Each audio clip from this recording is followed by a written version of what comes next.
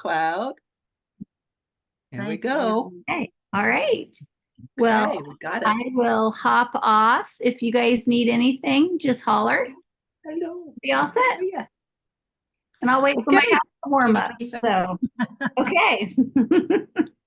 Thanks so much, Lisa. You're welcome. Thank you, Lisa. Good night. Sure. Bye. Okay, time to get up. Come on up. How are you, Deb? I'm doing well. How are you? Thanks. Good. Gosh, Lee, thank you so much for all you've done to get ready for this meeting. You've just, it's Wow. been such a relief to both of you. I'm so great when you jump in to be leaders, you really lead. Well, you did most of it, actually. Yeah, no. Yes, you usually do, Pam. Oh, there's the cutie. I'm getting kisses. Yes, you are. We've had Applewood plumbing people here since noon today. We decided to replace 2 toilets so that they were more ADA Ah, comfortable. And one needed an outlet, and anyway, he's been up all afternoon, so hopefully he's gonna take a nap. Yeah. hi, Larry. Hello, who's the host? Debbie, Pam is.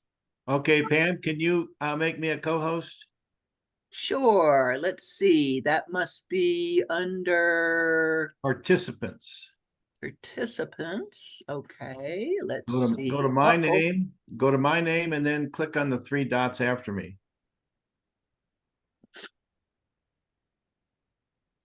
Okay, I see that. Make me And co-host. now I'm going to make you a host, a co-host. A co-host, yeah, just a co-host. A co-host. Yeah. Okay. Do you Yeah, want And then I Larry can to be? and then I can share my screen whenever I want to. Okay. Excellent. That'll be good. Larry, we can't see you. You're from the nose up. What's the matter? Oh, No, we can. There you oh, are. okay. You were just seeing my chin, I guess. Okay. Yeah. Right. And Okay. Larry, did Hi, you send out Jan. Hi, Jan. a recording of yesterday's meeting? Did you have a recording of yesterday's meeting? Yeah, but I haven't got it from Joel yet. Ah, okay. It takes a while to turn that around. Right, I remember that. So Yeah. I guess we'll get a summary from you tonight. Hope so. Yeah. Oh, yeah. You'll definitely get a summary from me. Yes. Yes. Okay. Yeah. Hi, Susan. I got a couple of charts. You actually will get what I presented to the Net Zero Task Force, less you two and Beth. Huh, okay. Okay. So and so we made a few changes. I added one additional chart, sort of that you'll see, and then so anyway, you'll get the full. I reduced 3.5 years of work into I'm sorry, only 21, only 2.5 years of work to 2 charts. So Okay. so I don't want to get too complicated for the church council, you know. So Trying to see how to get full screen. So, Jan, or is it Pam? Jan, are you going to discuss electrifying your house, or is that you, Pam, at an adult forum?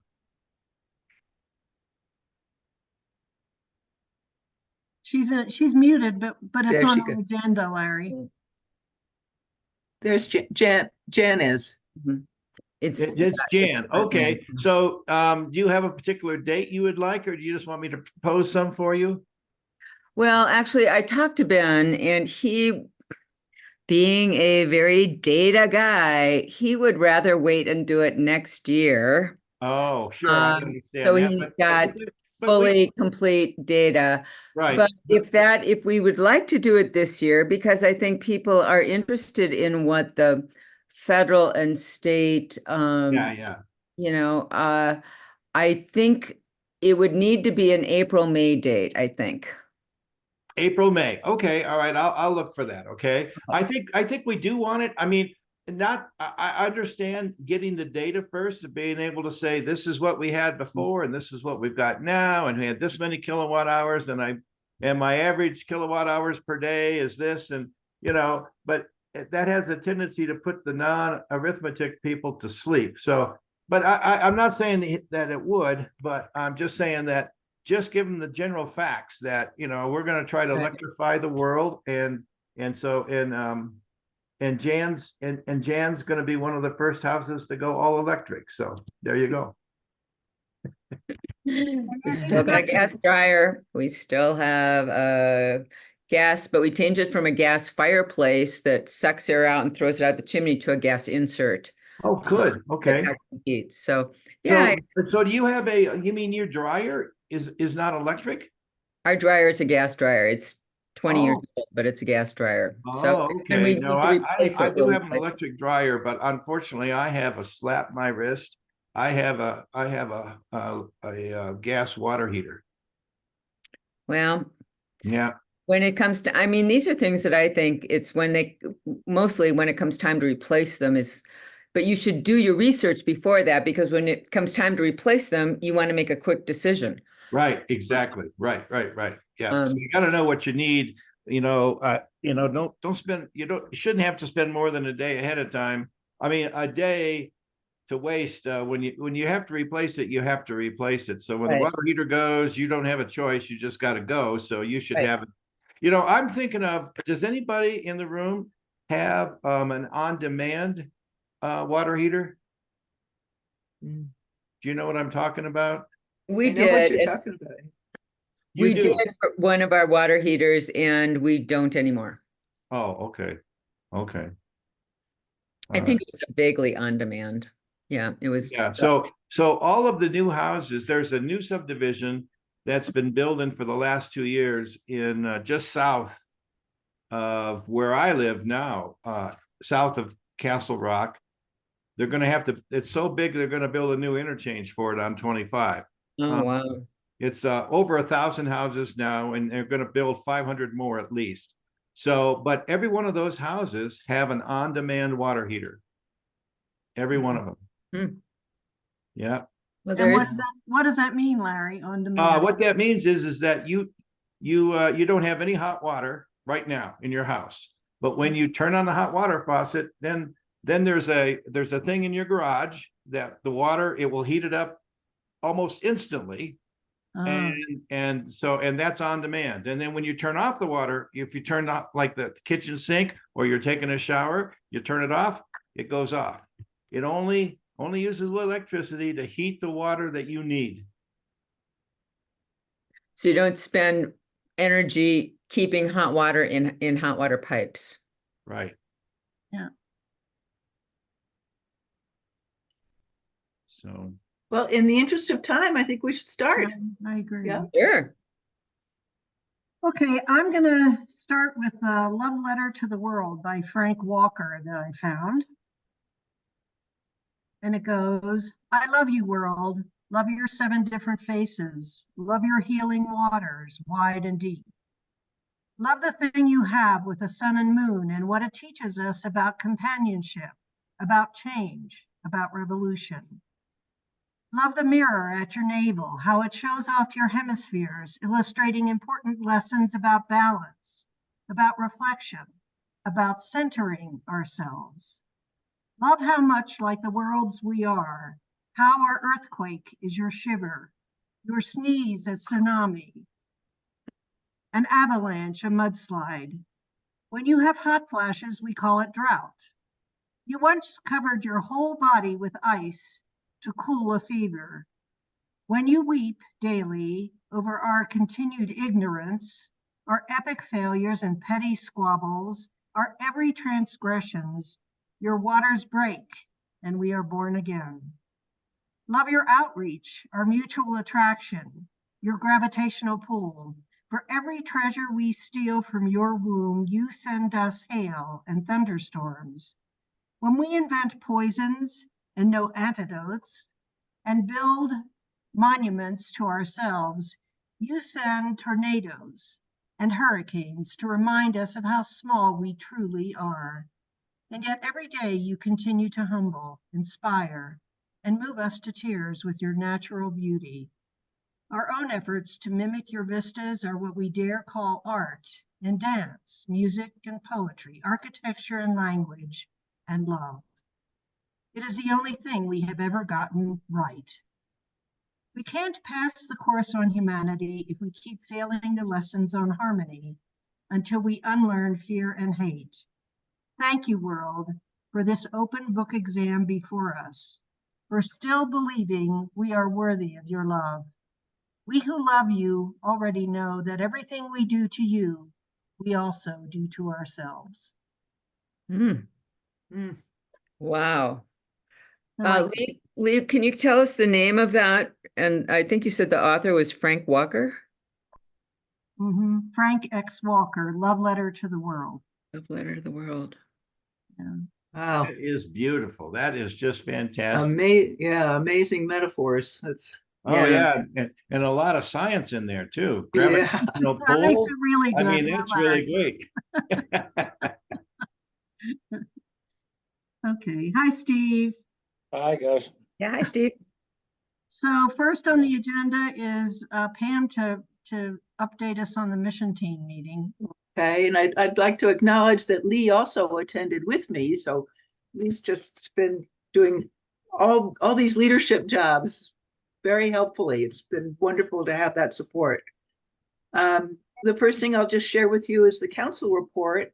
And the main thing in council is the church profile.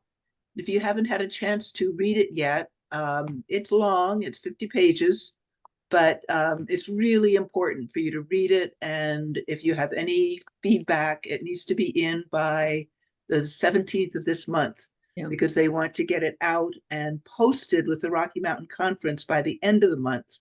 And that posting will be the official job posting for our designated term minister. And then council is in the process of assembling a search committee to follow through with the interviewing process. So they're looking for a diversity, people who aren't otherwise engaged in church leadership and committees. So if you're interested, or if you know of someone who might be a good candidate, you could let Deborah Arca know. Stewardship report, I think you may or may not be aware, there were 184 pledging units. We had a goal last year of $600,000, but we were actually received pledges for $614,000.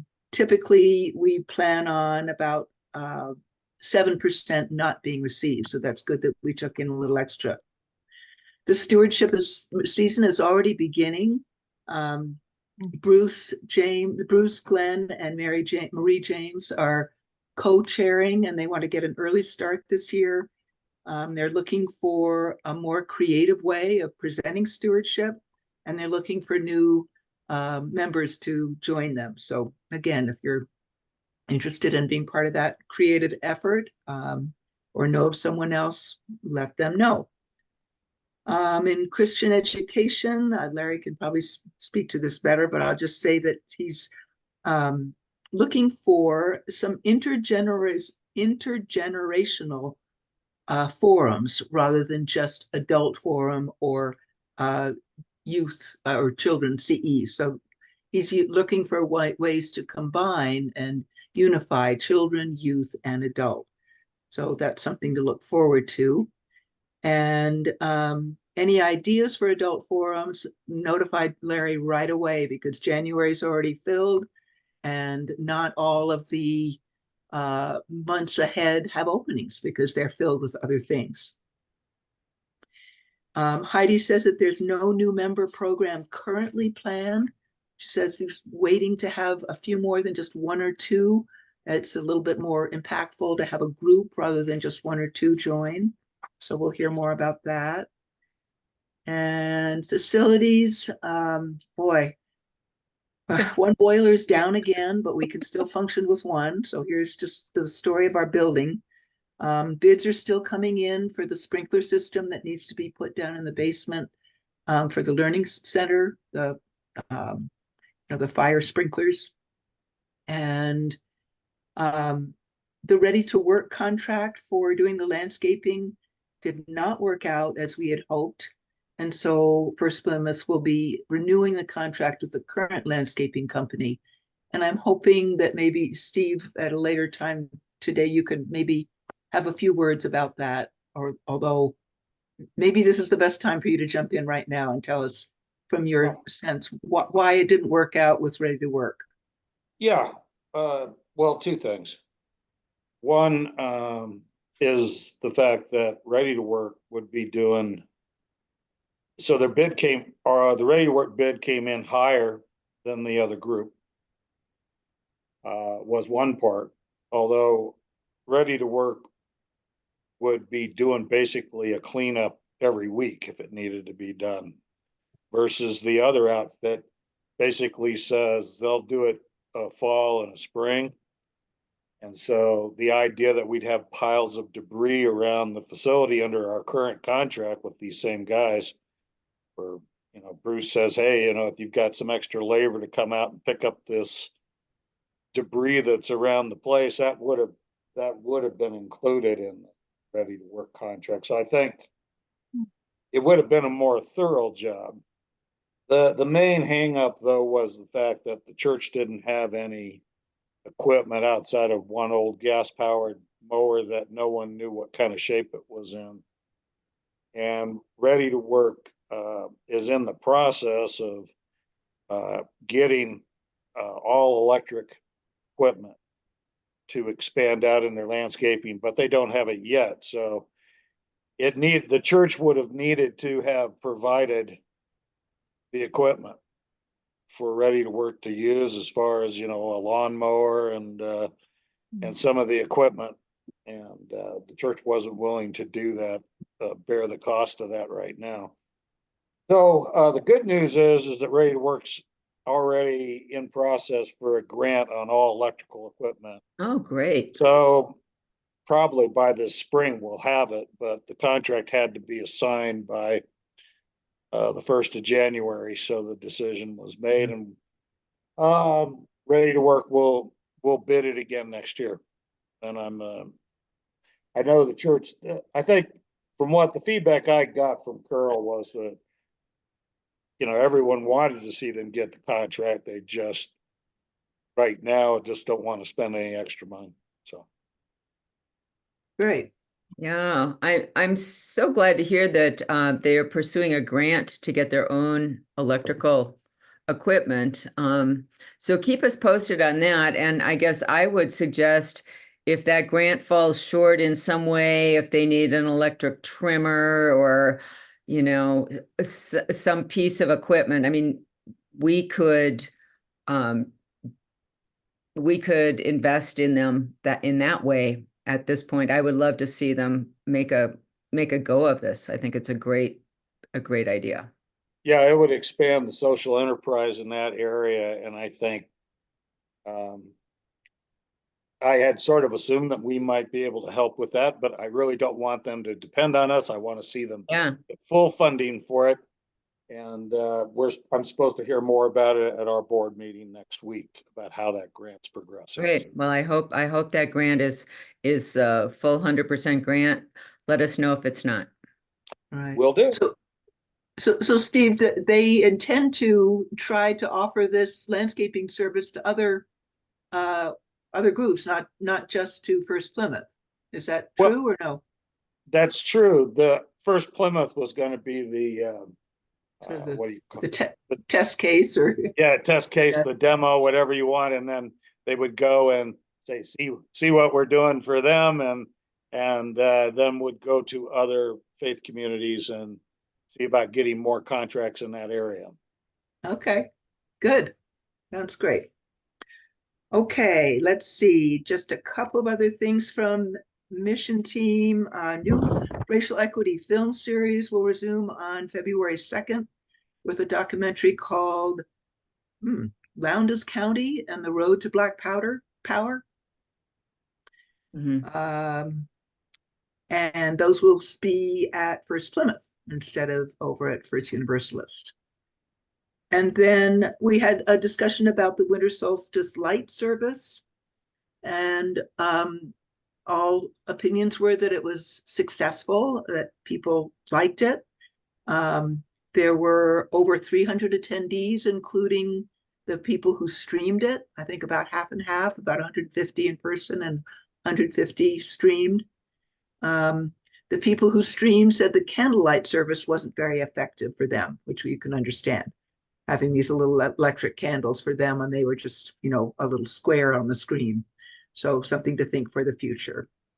And then just be aware that Mission Team did approve $1,200 from the program reserve, which is up to Mission Team to allocate to help fund the event. And that was especially to buy all the electric candles, which could be reused and were reused for the service, Christmas Eve service.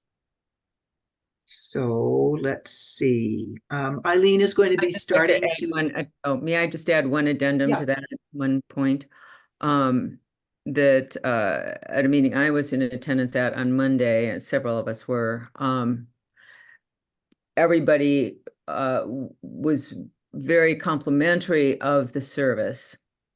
But it was noted that the worship and wellness people and the people who planned that service really encouraged people to participate in a free will offering or to make some sort of donation to the church.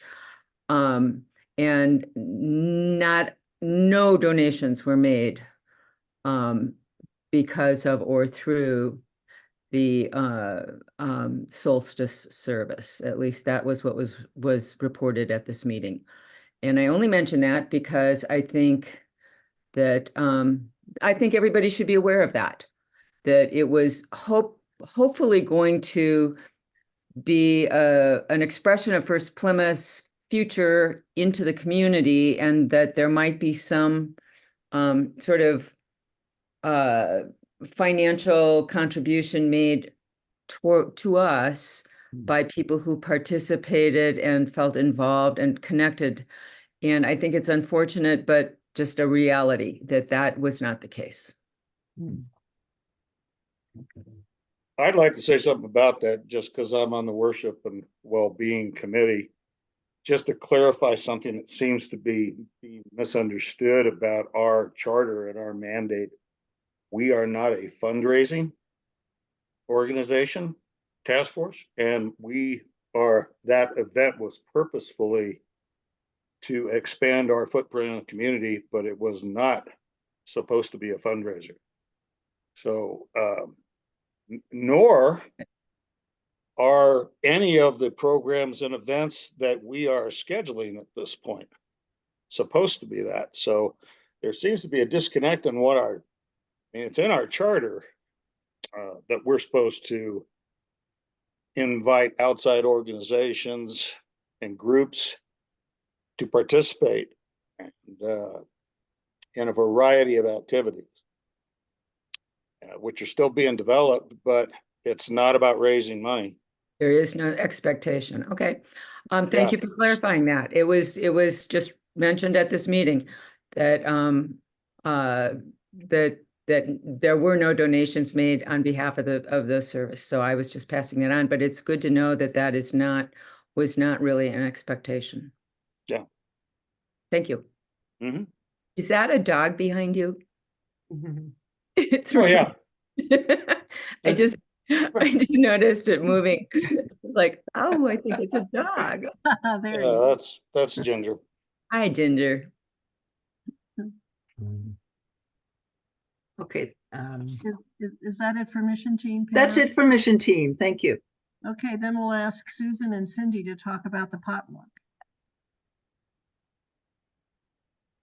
With your mute off.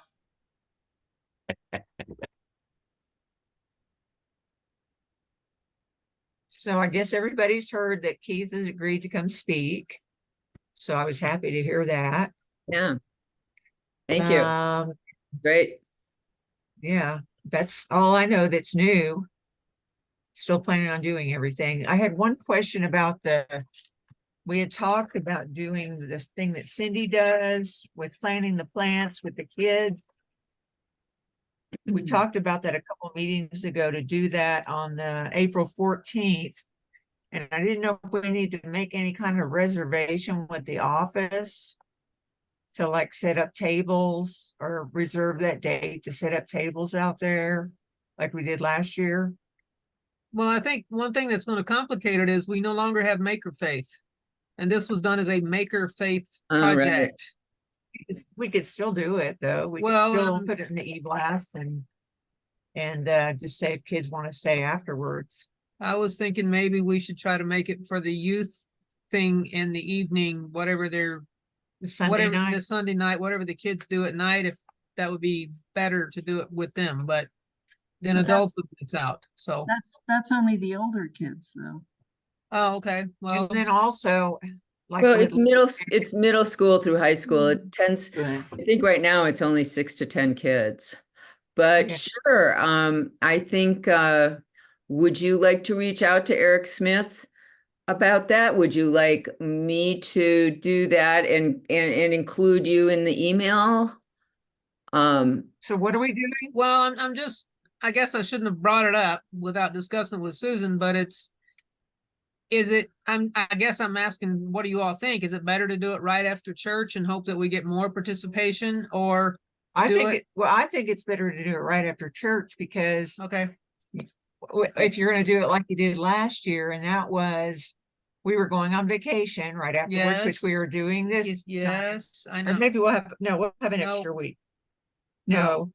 No, well, a week later, we're going to Right. go on vacation. So that was also a time when like I think Deb and some other people took some of the plants home Yes, to thank you, Deb. babysit them while we were, till we Out could of get town. back. And some of them even kept them till we went over to ready to work to plant them. Larry, would this be something that would be considered an Um, intergenerational adult forum? Where we would invite, I guess, does it have to have more content rather than just doing? I don't know. Well, so Alex is a big proponent, especially for the children, of doing Mhm. rather than talking. Right.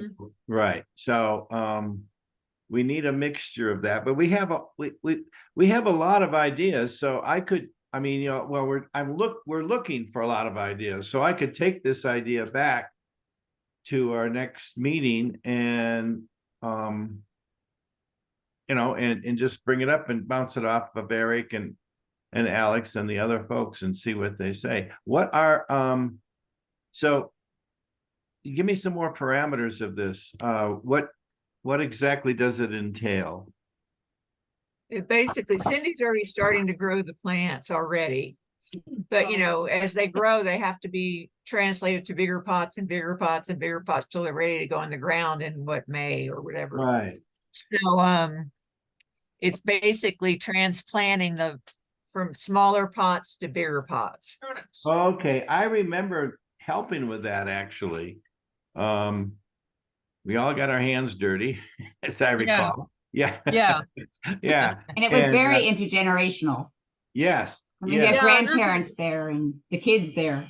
Well, I thought it maybe, was This is very an effective example of- after church. Yeah, this is the turnip that I'll probably transplant outside before then, but so the whole idea is a bunch of pots this size, which is about 2 inches in diameter, right. need to be uppotted to I was using, and I'm still going to use, milk cartons, and there's probably going to be at least 100 to 200 plants that need to be transplanted. So that's Okay. a lot. And it took us a while, and I remember Amir being one of the best Mhm. helpers then too, so you know, It's and crazy. probably after Amir. church, yeah, even though we're not doing Maker Faith anymore, probably right after church is truly the best time. It's just we have to start promoting it and, you know, hopefully have a lot of people show up. Right. Okay, well, Sounds great. April All right. 14th, you're saying is the date that you would be aiming for? what day We again? had talked about that, yeah, at our last, because the dinner's a week later. So we didn't want to do it on that whole Right, it's too weekend. busy of a Yeah. weekend, so the 14th would be good, yeah. Well, unless we do it on, Sunday, the 14th, yeah. Well, Monday, the 22nd is Earth Day. That's, But we're gone. you're already doing We're the out here. potluck on the Mhm. 20th. Oh, we're not gonna be here. We're Right. flying to Kentucky on the 22nd. After the Sorry. potluck, we're out of here for like almost 2 full weeks. Really? Yeah. Oh, that's for they're going to Ohio. Yeah. Sorry. So.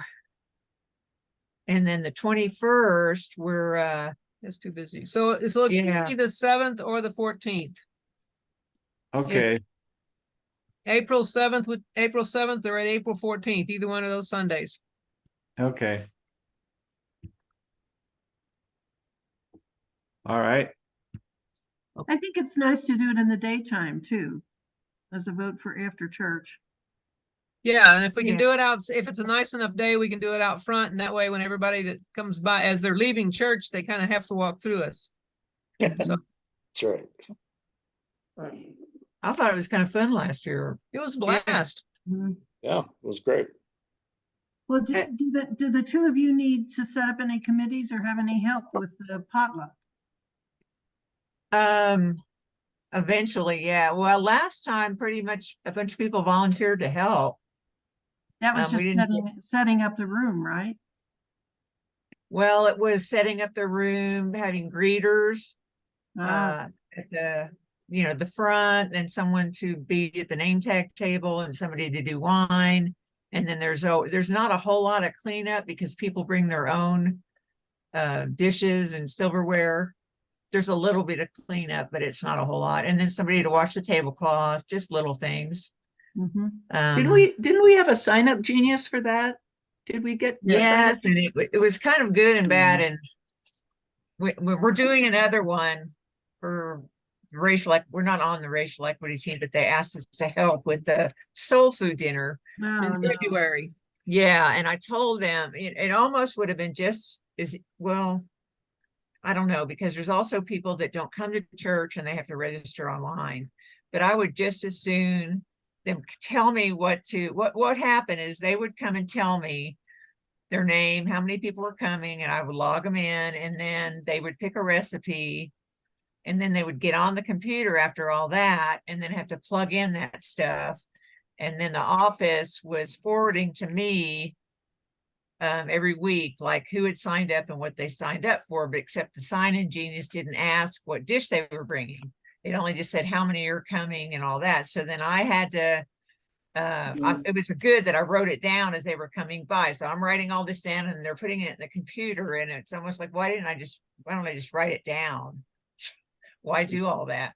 But we also will need something for the people that don't, they watch church online or whatever, to go in and like to click on something and be able to sign up for it. Unless they could also do like what Lee does for the women's luncheon.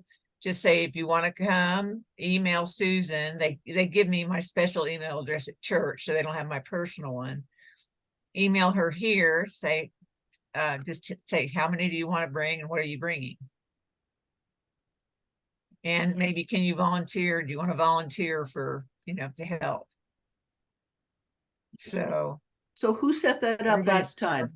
Who set up that electronic system last time? Oh, I think it was Oh, Susan. Amy. Amy, But if we okay. do it again, we need to add what dish you're bringing? into the thing where they write what dish you're bringing Okay. to. That you can put in comments. in Yeah. Genius, yeah. So- Yeah, I think Amy did it. So do you want to work with Amy again to get that set up? And we've got a couple of Well, months here, but, or Yeah. do you want it to look different? I think I'd rather do it with them just emailing me like Lee does the Ladies luncheon. because what would happen is they'll email me at church and then it automatically gets forwarded to my personal address, and then I can just keep track of everything and not have to, because I can't access the sign up genius. Amy would access it and then she'd download it, the results, and then she'd email that to me. So it just seemed like overkill to me. Okay, But I could just sign them in, and then the people that just want to do it online can just email me. But I can talk to Amy about it Yeah. and see what she Okay. thinks. well, let us know if you want anybody to, help with that system. Otherwise, if you can work it out with Amy, and then the rest of us Okay. will sign up and help. Yeah, it Okay, seems to me you good, could start good. with us for the volunteer list too. Right. Yeah. Yeah. So maybe at the Well, next. Yeah, I've got all meeting- my notes from last year, so I have a pretty good idea of, but last year, a lot of people helped. Okay. Good. You know, like afterwards with cleanup, I mean, it was just like done quickly, Right. like it is Well, with travel memories is like that too. good. Well, if you'd like People to, help at the everybody. February meeting, if you'd like to, say what jobs you know that you're going to need, like set up. Okay, So you can Okay. certainly get us to get signed up to begin with. Yeah. okay. Okay, Pam, do you want to tell us what Bruce found out about the e-waste? Sure. Bruce was sorry not to be here tonight, but some of you may have seen that he did send an update on the e-waste results. We collected $5,526, but after the net tech invoice of 2,419, our net profit was 3,107. And that's not too far off from what we got the year before. I think the year before our total was 3,800. So even though we're not collecting as much, he feels like we're still doing, a good job. And even though Best Buy and other free community effects events are collecting e-waste, we still have this niche, and we're still doing something that is, within the spirit of what Creation Justice would like to provide. Yeah, He we also really thinks that we did a better job of charging for odd pieces like 3D printers. And Larry, he gives great credit to you for having a really good sense of getting the full value of the services. What he means is I twist people's arms for more money. So Yeah. we had at least one person and maybe two who drove up and said, I don't have any electric waste, but I think this is such a good thing. Here's a check. Wow. Really? Wow. That was good. And I know there was one guy who came by with a truck full of old paint that they had quite a long discussion with, and I don't know what they finally convinced him to do, but he was hoping he could dump his paint there as well. Oh. Yeah. Yeah. Well, we also saved quite a bit of money on the batteries. We charged people for batteries, but we didn't get charged by MetTech for batteries because Bruce's son and myself have Ridwell, and Ridwell takes batteries. So it's taken me about 2 months to unload them all, but I can put them in my bin, and they are happy to take my little bag of batteries every time. It's just a little pocket-sized bag, but anyway, I'm happy to do that. So, so as previously agreed, this entire $3,107 will go back to the general fund. There's sometimes we split the difference and put some into the green energy fund, but because we allocated $5,000 for the Bowman grant, is that right, Larry? Yes, that's correct. Then we're trying to, replenish that amount. So I think that does it for e-waste. While I'm talking about Bruce, though, I don't know if this is the right place to do it, Lee. And Lee had a good suggestion this evening. Most of you hopefully received my email this morning about some modifications that Bruce would like to make to the profile. And I didn't want to take a lot of time tonight talking about them, but hope that maybe you had a chance to look at them so that when he submits them, we could say that it's endorsed by the whole ministry and not just one person, even though Bruce is a respected church leader. If we need more time to digest those and look at the profile, we have until the 17th. And I guess maybe I'd like to leave it like this, that if, I don't know, if you can tell me now if there's any objections, or Larry just gave me a thumbs up that everything looked okay. Or if you have any comments that need to be changed, let me know by the 17th. Otherwise, I'm going to submit it as I sent to you this morning. Does that sound like Unless, yeah, any discussion? I just had one comment on the church finances. When he was talking about the fundraising events. And putting that 3,800 that I guess we got last year for the e-waste. Does that fall under church finances, or is that under creation justice? Or is it the Well, same thing? There's a chart that I don't have in front of me right There's now. a chart that Right. is under church finances, and it Right. has a fundraising category that is Right. currently blank because we Zero. don't do any fundraising. And so Bruce's suggestion was that we put that in as a community fundraising event. It's sort of the only thing we do on that level. So, Okay, yeah, if that's what that was for, then fine. Because the title of the chart is church finances. Is that what Right. you're saying? You're wondering Right, whether so that's the I mean, we would appropriate place probably for have it. to okay that money to be used for something else in the church, right? I mean, council can't go in there and say, let's use creation justice's money. they have not. Right. I mean, it Um, could be just semantics.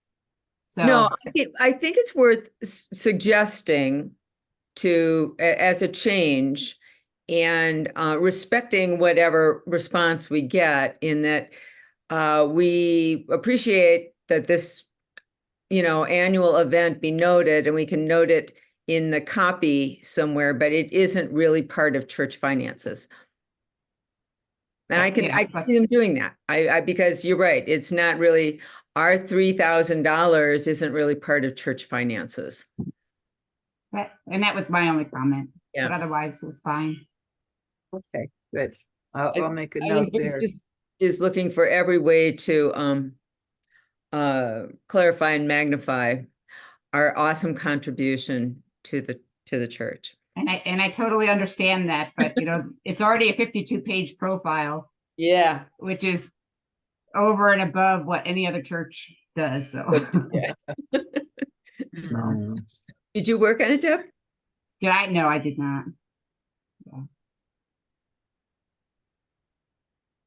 Oh, Okay. I have one thing just to back up on the plants and getting them ready. Actually, Yvonne Hernandez, a new church member, is hopefully coming over to my house tomorrow night to look at the plant setup that I have, because she is jumping at the bit to say she really wants to help with the plants. So I do have somebody to help me get them started, if you will, just so you know. Well, that's great. That's Yeah. great. Good. Good. I think she said she was a landscaper in a former life, so, and she really likes starting plants, so I'm looking forward to working with her, I hope. Great. I had a question in his paragraph on page 27, his revision. I wasn't sure what he meant by the first project and how that fit in with the whole picture. But that's probably just me not getting it. Well, I think he's trying to clarify that the Green Energy Fund is used for actual projects, not studies. And that was the one project that we have done. I don't know if there's been a second one. Is that the one and only? Or Larry, maybe you would know. Have we done other projects using green energy funds? I don't believe it. Nothing major. I think, did we? No, I don't think so. Actually, now that I think about it, I think that the money that we used for the garden outside, we used men's fellowship funds for that. So we didn't use green energy fund for that. So. But was the first project this past year, did it have anything to do with the monetary chart of beginning funds, increase, decrease, and balance? I'm sorry, what, Lee? I missed. Well, the chart showed how much, what our balance was in the beginning of the year, and then how much it increased, decreased, and what the final balance was. and I didn't see the $6,000 reflected there, and I thought maybe he was just trying to make a point. That was 4 or 5 years ago. That was during COVID. Yeah, That was that's what I 2020. thought. That's what I thought. So I don't think it would be reflected. Okay. Maybe, yeah. maybe what was confusing me, I wonder if he could say, the subfund established for use in construction projects, not studying Right. or something, and put the projects with the construction. I sort of got confused by it. Right. So the Green Energy Fund was done with, for example, that was used to replace all the fluorescent bulbs with LEDs. Right. Mhm. They did it the old fashioned way. Nowadays they have these so-called hybrid bulbs, which they're LEDs that you can plug into the old fluorescent bulb places. It included the ballast.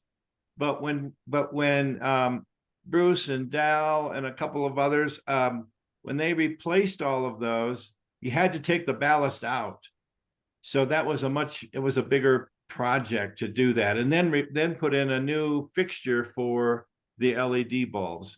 But now, supposedly, you can take the old fluorescent bulb out and put in this hybrid bulb that in the same spot, supposedly. So, and it's an LED 1-to-1 swap for a fluorescent bulb. So that would have made things a lot easier, but it didn't really cost us anymore because everything was volunteer work anyway. So, that's what happens when you use just volunteer work. Things are a lot cheaper that way. So his first project was for example. Yes. Yeah. Yeah, got it. Yeah. So do you think insert the words, for example, the first project was?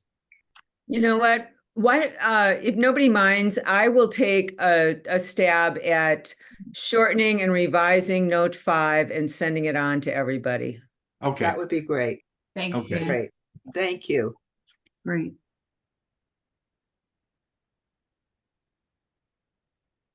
Okay, so we'll count on you revising and Pam submitting. Right. Sounds good. Okay. All right, so Okay. Pam, do we want to go back to Google Docs for a while? Sure. Geez, I see. I'm sorry, I don't mean to be monopolizing the agenda here, but okay. Thank you to all of you who responded, though. It was really interesting to get your comments about Google Docs because it's something that I have not used. And some of the positives that I heard from several of you was that you've used it effectively for work situations and that it's a really good way to keep a historical record that is easy to access. For new people or anybody who's coming into the group, they can easily access it because it's right there. You don't have to wade through emails. So it's also a very efficient way for collecting and storing inputs. Well, like we were just talking about this document that Bruce has created. I can imagine the Google Docs might have been effective for that. It might have also been effective for the Bowman report, all of the input on that. Or just if we were giving input about, what do you know about Google Docs? It would be that kind of thing where you could, everybody could put their input in and would not have to wade through emails to find out. So it sounded like an efficient tool, but on the downside, from my point of view, and a couple of other people mentioned, you do need a Google account, and it's something in addition to your email that you would have to check. So we would have information about CJM in 2 different places. When it's most efficient to use Google Docs, we would use Google Docs. But when we're communicating with other people in the church, or maybe just sending out an agenda or just having our minutes, it would still be the old way. So we'll have to weigh whether we really want 2 systems going at once. I also wonder about people still using Apple computers and they don't have Google access to Google. Well, And anyone can get a free Google account. anyone can? Okay, good. I've only used Apple and I have a free Google account. I mean, Okay, I created a Google account for a work setting, so great. Okay, thank you for clarifying. anybody can do that. Okay, But you do have to know the Google account addresses to share. so whoever is sending it out has to know those Google addresses. So everybody Is that has, right? everyone would need a Google account, and even if you only used the Google account for the Google Doc access, is what I think Lee's saying. Well, I'm saying if you create a document, you have to share, you'll have to enter everybody's account. Who you're sharing it with, right? Oh, yeah. Do you enter that every time you create a document I and share? think you can probably think have you an do. address group. You know, Yes, you just can, put the you can have an people- address list group, yes, Okay, You would just have to keep it updated. right. all right. So would the 50 plus people on our email list, our greater email list, be included in that? Or is it just a tool that some of us would use I think for it's a tool. for some applications? I think it's a tool that the people who actually do work, Are active Yeah. in the group. and then just the regular access, email, hi, we're having a meeting, here's the agenda. But then we would want the agenda to be stored in the, I mean, it does, I think if you, if you really step back and go, well, how do we use this most effectively? It'd be awesome if you could open a folder in a Google Doc that said CGAM agendas 2024. You know, so instead of you, I mean, you could have it on your own computer too, but as I understand it, it would all be there. And so you know, so like when you and I write the annual report kind of stuff and we're looking at the minutes and trying to remember what, instead of you and me having to go, which email did that minutes come in and did I send them to my my folder, my CGM folder in the minutes file, which often I just don't, it would all be there in the Google Doc. And that to me is very seductive. At my church, we had a system, I think, and I'm not volunteering to research. I don't have any time to do. I'm overwhelmed right now. So if anybody else wanted to look into it, it's called Realm. And you actually, you know, you sign into it, you go into a website, you sign into it with your email address and password. And in there is all the bylaws, all the minutes, all the agendas. And it was kind of the same thing, and not the whole church doesn't get access to it. You get, you know, I guess by being part of a committee or whatever, you would get access to it, but it wasn't something that anybody could go in there and see. And all I remember, it's the same, was it was called Realm. And I think it kind of combined everything about you in there. It also showed you could go in and find your how many contributions you'd made up to date in this year, and your private stuff. You could see that as well as the committee you were on, but I don't know anything about it really, or how it works or how to get it set up. But everybody liked it because just before the meeting, they would just go in there and there'd be the agenda for the meeting coming up. And you don't have to go looking, you know, through the email to print it. Which, by the way, Lee, I couldn't get yours to print. I don't know why. Did you? Anybody else try to print the agenda? I did it in Word. I'm not sure if I did a PDF. Maybe I should have. I did it in Word and it printed. Oh, okay. I downloaded it, but then when I clicked on it, it wouldn't. It just, the screen was just blank. Larry, So I I have a maybe- question that you might know.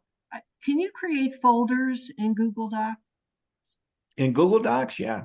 Okay, okay. Yeah, it's, so my only experience with Google Docs was to maintain what we call configuration control of a program management project.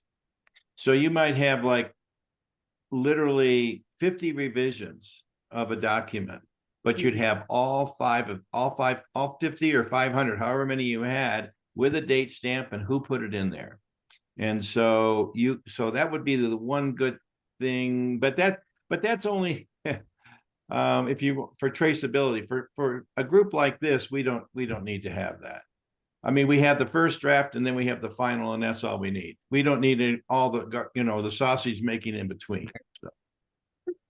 But So I guess the question is, are we interested in getting some training on using it, or do we need to wait and see if there's a particular application that we would say, that would be really good to have Google Docs and try it out on a limited basis? Or here's a reason why I would be really interested in doing it.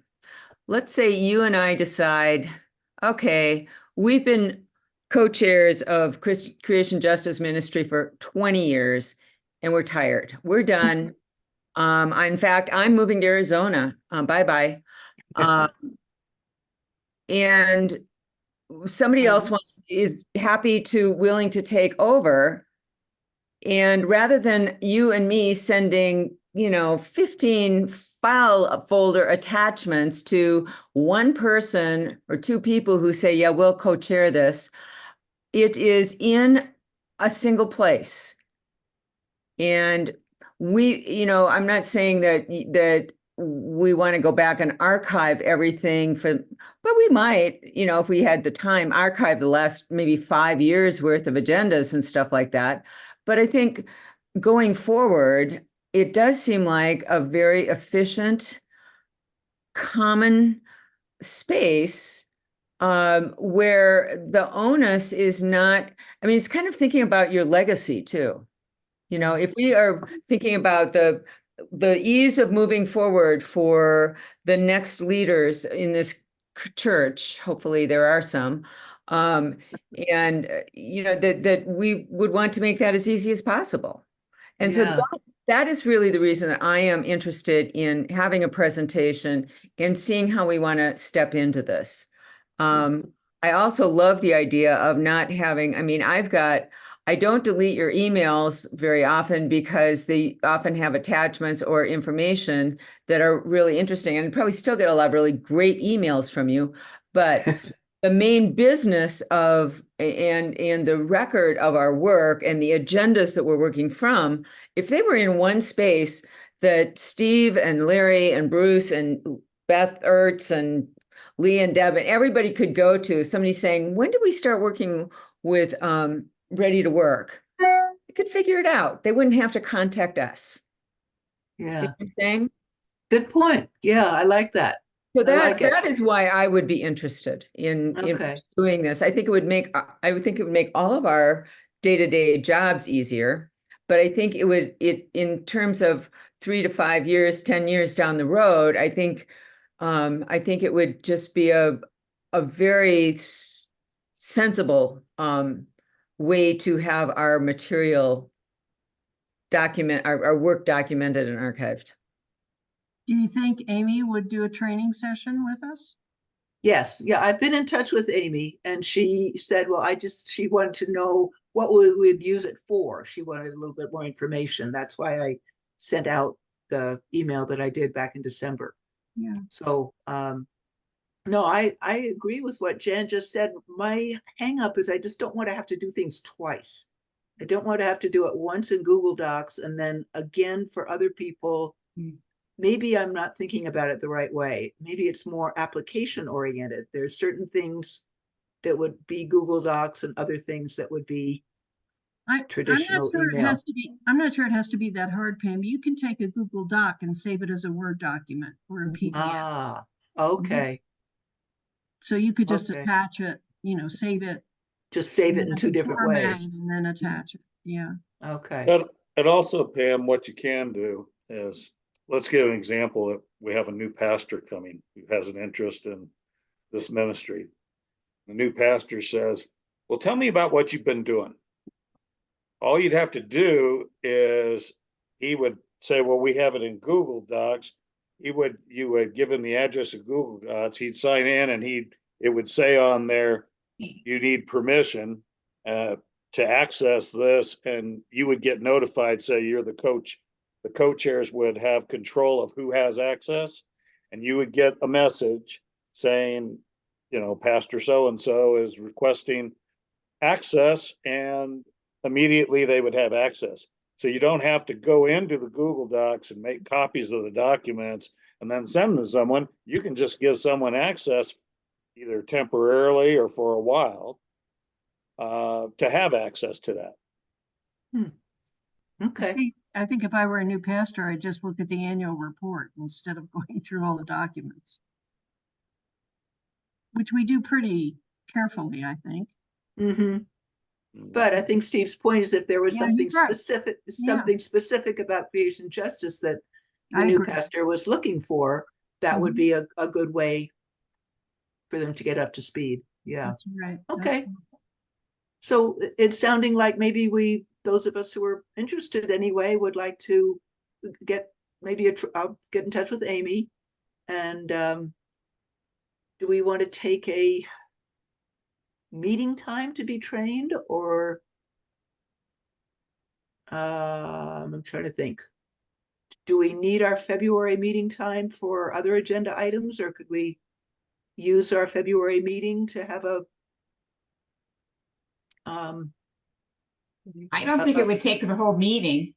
you don't? I, I, No. I think we could do, plan for maybe 45 minutes or an hour at most of sort of training, especially if it's something that we can do hands-on.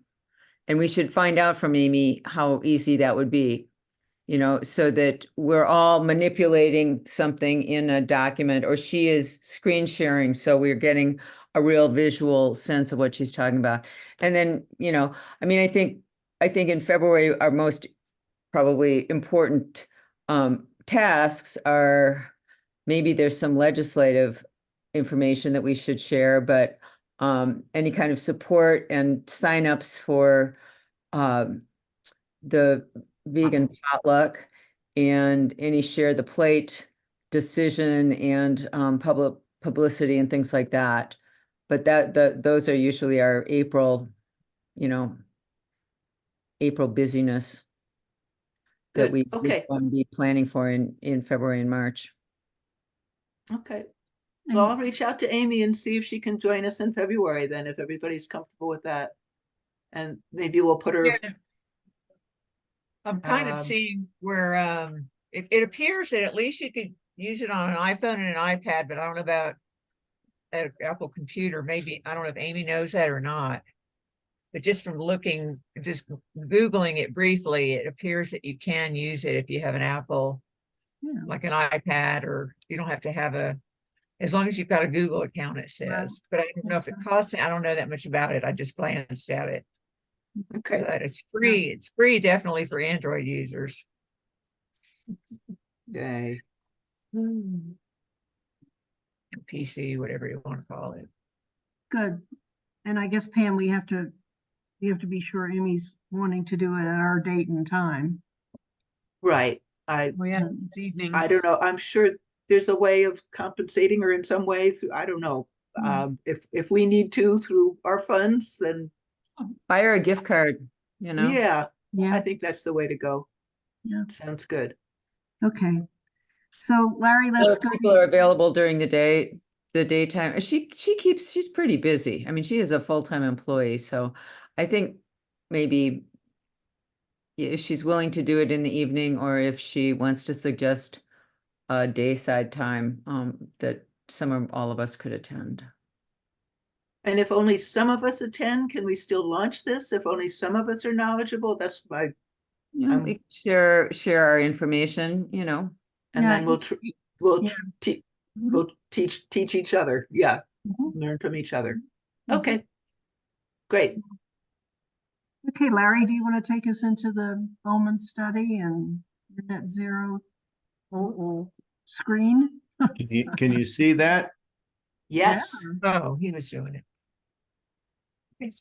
Okay, so, They keep all right, so this is the draft report of 2.5 years of work that the Net Zero Task Force, we called ourselves, well, I'll get into that maybe a little later, but because since we came up with that, since that name was kind of given to us by Jenny on, I think it was April 7th of 2021. But we just used it. But the term task force has taken on very specific and different meanings than it did back in 2021. So anyway, so just sort of bear with me here, and I'm just going to give you kind of at first, I'm going to start with a very brief background of what net zero was and how we got started. And then I'm going to talk specifically about the Bowman report. So it was formed under the auspices of Jenny and the CGM. And the first organizational meeting was on June 7th, 2021. Carol Hainsey was there, Jenny was there. I believe that Pam was there, I was there, Bruce was there, Warren Ben, and Chip Cole was there. And well, maybe, and Bill Blunden too. So, but, and then we met the following week and we started to, that's when we first decided, okay, what do we want to call ourselves? Do we go with what Jenny said? Do we want to be net zero? And so we did with that, and we expanded and started with a charter and blah, blah, blah. So that's when it started, early summer of 2021. The overall goal, which was very nebulous at the time when it was set, was to was for the building to achieve net zero by 2035. That was the goal. Now, the membership has remained constant since the beginning, okay? It was Bill, Chip, Bruce, Beth, and myself.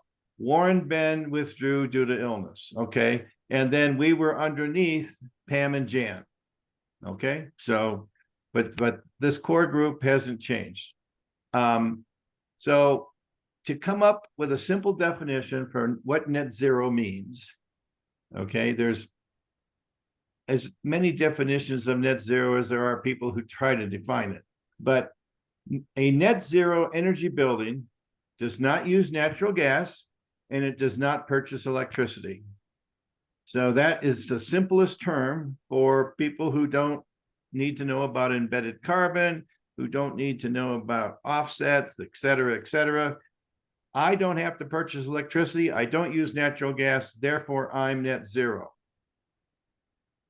Okay, now how do you generally reach that point? Well, you reach that point because you generate a lot of electricity through photovoltaics, or you have a couple of wind turbines in your backyard. But obviously, we can't do that. So we're going to reach net zero with photovoltaics. But what we're going to do is we're going to reduce our use of electricity to as low as possible, so that we have to produce, or we have to purchase as few PVs, photovoltaic solar cells as possible. Okay, so the North Star of the Net Zero Task Force has remained constant. This was established the second week, not necessarily this first week, but the second week after this, June 14th of 2021, when the members said, so what's our North Star? I use that term because in the military, the North Star is like what your mission is. That's what you're pointed for. And if you get if your vector gets a little bit off to the left or right of that, and north and south of that, that's not a good thing. So you want to try to, if you're a pilot, you want to try to keep in the bubble, okay? You don't want to lose the bubble. So the North Star is that net zero carbon emissions, achieving that is fundamental to the mission of the church and directly supports our creation justice ministry standing in the UCC. That's our North Star. That's why we even exist, right? To even look at this. Okay. So now we've had many meetings and discussions. We had a lot of meetings with other churches, especially with our neighbor across the street, the First Universalist Church of Denver, which is now 80% net zero, and they have got a plan to go to 100%. They still use methane, and they're going to fix that within the next year or two. But they have really done a good job of trying to reach net zero. So what we did after about, some fits and starts. So this would have been about November, October, and December of 2021. We worked with Mead and Hunt, which is a consulting group. We created a statement of work. We actually worked with them on the statement of work. We thought if we did that, we would both have a good idea of what we wanted. It didn't turn out quite that way, and basically we wanted them to perform an energy audit for our church. I'm not going to go into a lot of details about what an energy audit is, but it basically is, this is how much energy we use. Okay. And some of the ways that we might be able to use less electricity, or methane, natural gas, if we had better windows or better insulation, et cetera, et cetera. I won't go into a lot of details, but perform an energy audit and then do some net zero planning for the church. Okay, and so we worked on that. We got the first proposal in November. There were revisions in February, and then March of 2022, we presented to Church Council with a request for funding for $15,000 in June of 2022. Of course, by this time, Jenny had left. We have reached this, we started to do all kinds of things with Faithful Futures and discernment and all other kinds of activities, because, the world was coming to an end and we were all going to die. And so it became a period of hiatus for net zero, because whereas we had this North Star when we began, by the summer of 2022, and we were all going to die, people were wondering, well, do we really need this net zero task force anymore? What's this all about? And of course, we didn't get our funding from council at that time. So we kind of just sort of went away and hid for about a year. I'm that's probably a little too harsh, but in any event, we still had meetings, but after about a year, we developed the new statement of work. And what we wanted this time were more details and options for achieving net zero. This planning was very nebulous. And so we wanted to say, look, give us options for achieving net zero. And this time we got bids from two companies, Mead and Hunt and Bowman. And we sent that out in June of 2023. We accepted Bowman's proposal for $16,000. We paid for it, okay, from several sources. $5,000 from Creation Justice Ministry. Facilities put in $3,000. The Facilities Committee put in $3,000. The Church Council put in, I think it was $5,000. And then there were three individual donors who were among these three people up here. Three of these people up here put in $1,000 each. And that's how we reached $16,000. And they started workforce in August of 2023. They submitted their first report on November 3rd. We had some questions. And so they revised it in about a month, pretty quick turnaround. And so that's what we have today. We accepted the Bowman report with the understanding, of course, and we knew we were going to have, that we would have to do more design work, but that we needed a complete system design before we would know with a high precision the cost of becoming net zero. What we have now is a number that's got an error bar of about $100,000 each way. Okay, so any questions on that? On the background of where of getting to the point where we have the Bowman report now. Any questions, comments, whatever?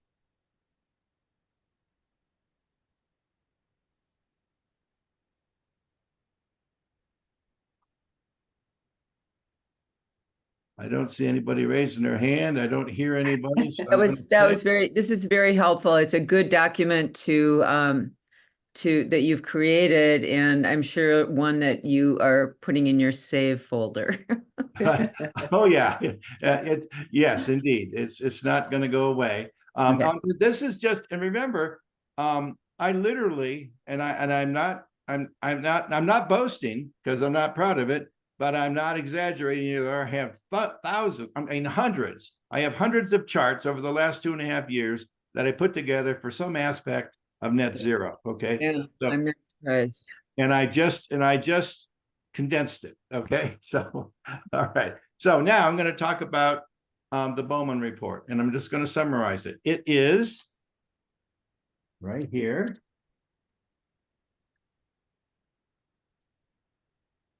It is. Can you see any of that?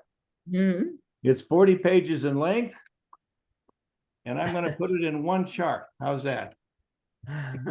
Okay, here we go. So it's 40 pages in length, and also there's additional pages for architectural drawings, okay? For where our windows are single pane and that kind of stuff. And I won't bore you with the details. So in the energy audit, and they did a much better job than Mead and Hunt did, now this is rounded off to the nearest percentage. 40% of our energy use is electric, 60% is natural gas, which is not a good thing, actually. Methane is horrible for greenhouse gas and climate change. But anyway, so what they did is they came up with energy conservation measures, what they called ECMs. And they said, if you do this, this is what it's going to cost you. This will be your energy savings in either electricity and or gas. This is going to be the cost of it. And here's your estimated payback in so many years. Okay. And so they have lots of these. I'm going to just include the major ones. So they have about 6 low-cost ECMs that are less than $1,000. And I just call those easy fixes. Okay. It's some of the things, in fact, we can actually do by just tweaking what's called our BAS system.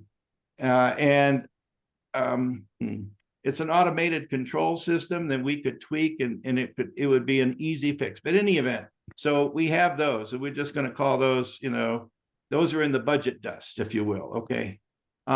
We have several energy efficient replacement ECM options, lots of them, to replace their single pane windows. It depends on where they are, and how well insulated they are to begin with, et cetera, et cetera. But we have several of those options. We still have some single pane windows, even after the 2015 renovation, where we replaced most of our windows with double pane windows. We have an option for a ground source heat pump. We have the option for an all-electric kitchen. So we're going to get rid of our methane that we use up here, 6% of natural gas, and our water heaters, and we're going to go to a all-electric kitchen, and we're going to go to heat pump water heaters. Okay, so that's the 40 pages. Okay, I just put it all out there. There's lots of detail. Bottom line, so with the help of the infrastructure bill that was passed by Congress, it's called the IRA. The Inflation Reduction Act is what it was called, which provides a 30% rebate. Now, if for you and I, that 30% rebate is we decrease our taxes by 30%. But for nonprofits like a church, it's a check for 30%. Okay, so if a ground source heat pump costs $100,000, we get $30,000 of that back. And that's good for the next 10 years. And the same thing goes for solar panels. Okay, so if you count the infrastructure 30%, it'll cost roughly $750,000 to achieve net zero. But that means you're going to have to replace the roof in the new parking lot, which we have to do anyway, right? I mean, if we're going to sell this place, we either will replace the parking lot and the roof, or we will reduce the cost of the building that we sell by at least that much. Okay, so that's something we're going to have to do no matter what we do, whether it's relocation or health and well-being or reuse or whatever. We're going to have to do that. And I actually added another chart to this because everybody in net zero knows all about this, but it's probably lost in the noise to the rest of the congregation. So now, after we achieve net zero, and no later than 2030, by the way, we'll actually probably do it earlier than that. We could if we wanted to. Our Excel utility bill will only be fees. And since we have 2 meters, it's the 2 meters total in fees are $118 per month. And what I mean by that, if we took our circuit breakers and we shut them off so that we did not take 1 watt of electricity from Excel, we would still pay $118 a month. But what our electric costs are now are $66,000 a year. Yikes. Okay, that's what our cost is now for electricity, $66,000 a year. We will be zero except for the $118 if we go to net zero. Oh, and by the way, the payback is less than 12 years. Whatever we put in here to achieve net zero, we get it back in 10.8 years by my calculation, but I'll just conservatively call it less than 12 years. So before I go to the next chart, which is really additional details or my additional thoughts on this, any questions here? Yeah, Larry, when you say that the costs, it will roughly cost $750,000 plus a new roof and parking lot. Yes. So we don't know the cost of the new roof and parking lot yet. Yeah, we do. We have a very good estimate of that. Okay. Yep. But that's going to have to be done even if we sell the building, you think? Yeah. Well, or let's say we sell the building for $6 million the way it as is. Yeah. Okay. Well, what that means is that they're going to take $500,000 off of that because that's what it's going to cost to fix the parking lot and the roof. Is that the number, 500,000? Pretty much. Okay. Yeah. I got that on the next chart. Okay. And the payback though is that if we stay in the building, we pay it all back. So let's say we take a loan for $750,000. We pay that back with interest in less than 12 years. And when we reach that point, we won't have to pay any money for electricity at that point and no money for natural gas. So Larry, of course, these are today's dollars and not, Well, 10 years from now, it's going to be different. Obviously, right? We're Yeah. always talking we're always talking in current dollars. Yes. Right. These are 2024 dollars. Yes, of course. Yeah. Yeah. And if you want to add a percentage to it, then we could do a calculation for then year dollars, right? The government has to do that all the time. At least the DoD does. Okay. So let me go to if there's no other comments. I mean, what this $750,000 buys us is all of this stuff. So all the easy stuff, all the new windows, we'll try to become as energy efficient in our building as we possibly can. We'll do that with a ground source heat pump and all electric kitchen, which actually, we will spend more electricity, but we'll get rid of the natural gas. And we'll use heat pump water heaters instead of our natural gas water heaters. Okay, so that's the main things we're going to buy with that. Now, So, Larry, yeah. ground source heat pump that goes into the parking lot on the west side, or? Where would the ground source heat pump would go? Let's see, I have to get my directions right. When I come out the door to go to the parking lot from church, I'm heading You're heading south. I'm heading south. So if I'm heading south, west is to my Right. right. No, it would be on the left side. It would be on the east side then. The whole east side was where we would put the ground source heat pump because it would be easier to, I mean, right now we could change it, but it would be easier to get the water pipes exchanged with our underground our building if we'd use the east side, not the west side. Huh, okay. Yeah. So, but again, when we do that, we have to tear up the parking lot. Right. Which is what's on the next chart. Oh, so, but I forgot the last bullet here. First Plymouth Congregational Church, United Church of Christ would have a net zero building. Okay, that's the bottom line. Now, so additional thoughts to get to net zero. So this is Faithful Futures, and they did a pretty good estimate of all of our infrastructure projects that we need for needed church repairs. Now, this was actually what, 4 years ago or 3 years ago, I guess. So in the meantime, we have fixed some things, but other things are broken, okay? So we have about $500,000. The two biggest projects on the facilities capital needs list. Oh, wait a minute.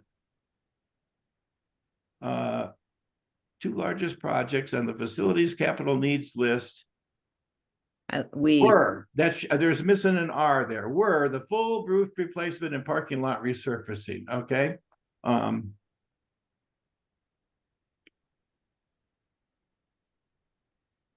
Let me fix that.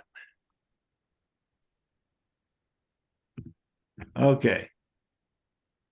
All right.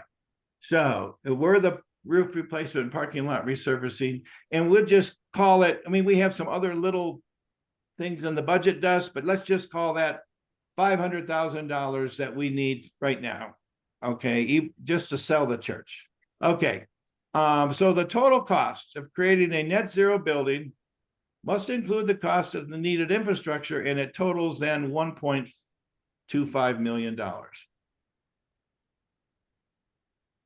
So now there's a correct order for doing this, or it's going to cost more. Let me just give you the correct order. So the correct order is obtain a complete system design, 3 to 6 months from T equals 0, whatever T sub 0 is, whenever we start this, if we do ever, it'll take 3 to 6 months for a complete system design. I'm aware of about 5 companies in Denver. It's neither Meter Hunt or Bowman can do it, but I'm aware of about 5 companies in Denver that can give us a complete system design. The Net Zero Task Force would be, we would spend a lot of effort in making sure we got the right company, the best company we could get for the best price. And we would write an ironclad statement of work. So 3 months just to, probably this would be 3 months before T equals 0 to write the statement and work. And then once we did, it would be 3 to 6 months to get the complete system design. Okay, then we would replace the windows and all the other easy fixes. We would electrify the kitchen and we build a ground source heat pump. In the meantime, half the parking lot would be all torn up, et cetera, but that would take 6 to 9 months. After well, by the way, once we built the ground source heat pump, then we could resurface the parking lot right then. But we couldn't do it before, because if we did it before, we wasted money, right? Because we have to tear it up. If we did it before, we would resurface the parking lot, and then when we wanted to put in a ground source heat pump, we'd have to tear it up again. So that's why you got to have the right order. Yeah. So we'd wait at least 9 months. We wouldn't do anything after that, because what we want to do is, what is the new electric rate in our building? We've made it the most cost efficient we can. We've electrified everything. We have no methane, okay? And so we'd wait 9 to 12 months to see what our new electric use rate is. How many kilowatt hours do we use per week, per month, per year? Okay, when we knew that, then all we have to do is install enough photovoltaic solar cells to generate the annual electricity that's needed to make the building net zero. In other words, all we're doing here with this use rate, that's all we have now is electricity. So you build enough photovoltaics, you install enough photovoltaics to generate that much electricity. And I have 3 months here. In actual fact, it only would take 2 days to install the photovoltaics, the solar cells, but it would take 3 months to get all of the permits and the Excel permits and everything else. And I'm not even talking about Cherry Hills. They can't touch us because there's a law that says they can't touch us, but we may have to actually go to one of their committee meetings and tell them to, just go away, don't bother us because you can't. But in any event, so what that means is it would take us 21 to 30 months from the start of T0 to do this. And okay, now at this point, Net Zero Task Force is done, but the council could say, well, okay, if we really wanted to do this, right, we could borrow the money from the foundation board, or the foundation or whatever it is, and then pay that back after we got to net zero. Oh, and that's my link there. I put the link into this meeting so I wouldn't lose it. So, because I was still doing this when about an hour before the meeting, I was putting this additional thoughts in. So, any questions so far? I mean, this is it. This is all I've got. Where would the photovoltaics go? Where will they what? Where would they be installed? On the roof? On the roof, east, west, and north.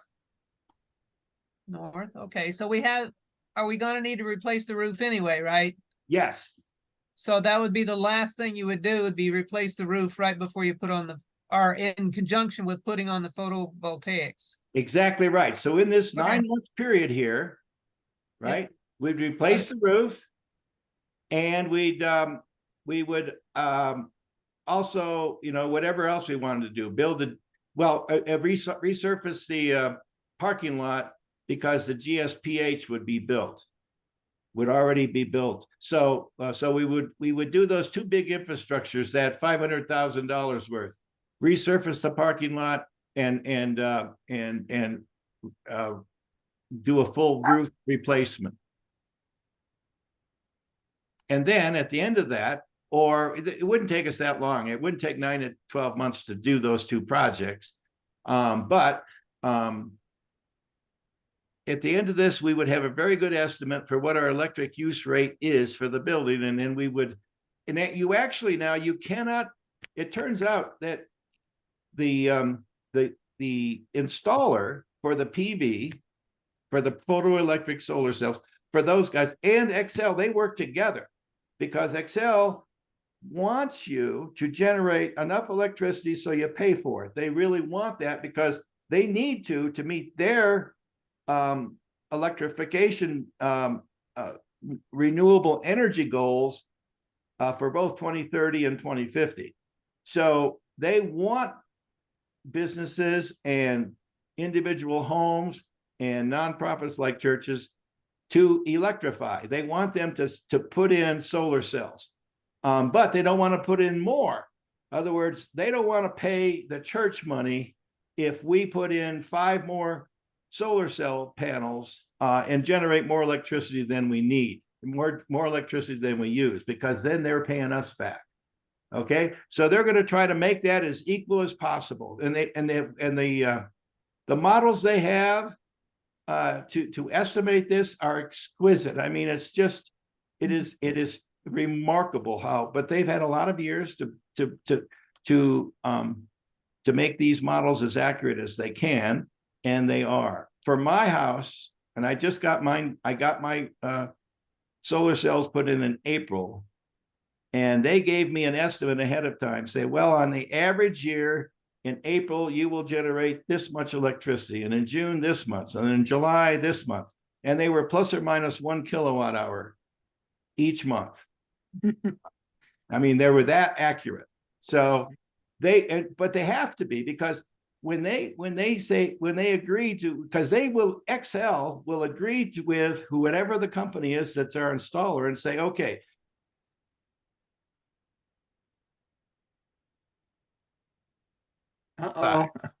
okay, and but not 84, and we really don't want you to even install 82, right? Because we want you to maximize, but we don't want you to go over. So it's to the nearest solar panel, and that's what we'll go. And so, but anyway, that's the way it works now. Well, Larry, I really think this is really exciting to think that this possibly can be done. I'm hung up on the money, though. I mean, do we have $1.25 million to borrow from the church? Right now, we could easily, the church, well, it's not the church, it's whoever owns that. There's a big pot of money in the sky that, okay, that the church has. And I think somebody told me it was like 5 million or something like that. I don't know. But anyway, we could borrow 1.2. And even if we couldn't borrow from the church, we could borrow from other organizations that lend money to nonprofits like churches for almost $0. 0 interest rates. So So you think we could do it without having to have a capital campaign? we could, or we could have the capital campaign. But but then we would then we would become even richer, right? We would, in essence, be generating, the church would be generating more income to purchase this stuff, but that's just going to raise the value of our property. Yeah. And give us a no-cost electric bill. Yeah. And you're thinking we could pay for it in 10 years? Yeah, 10.8, I think, is what I figured out. Let's see. I made it, I just said, where did I put that? Oh no, it was over here. It was in less than 12 years. 10.8 is what I calculate. But see, and it's true that this cost here is going to go up as time goes through. But you know what's really going to go up a lot in the next 10 years? Electricity bill. Electricity rates from Excel are going to go way up, but ours is going to stay constant. I mean, the fees may go up from 118 to maybe even 250 a month, but it's still in the budget dust compared to what we figured in. The cost of electricity right now is $66,000 a year. We figured that within 10 years, that would be over $100,000. If you look at what the Excel rates are going up by, and what they want it to go up by, what they propose to go up by. So so they may increase the fees, but that's really almost nothing compared to what the electricity is. It's impressive. It's really exciting that if this could be a possibility. Well, and we also get this big help with this 30% rebate for ground source heat pumps and solar panels, 30% for each of those. So 30% cost, and that's a check they write to us, the government. We don't pay taxes, but so they give us the money back.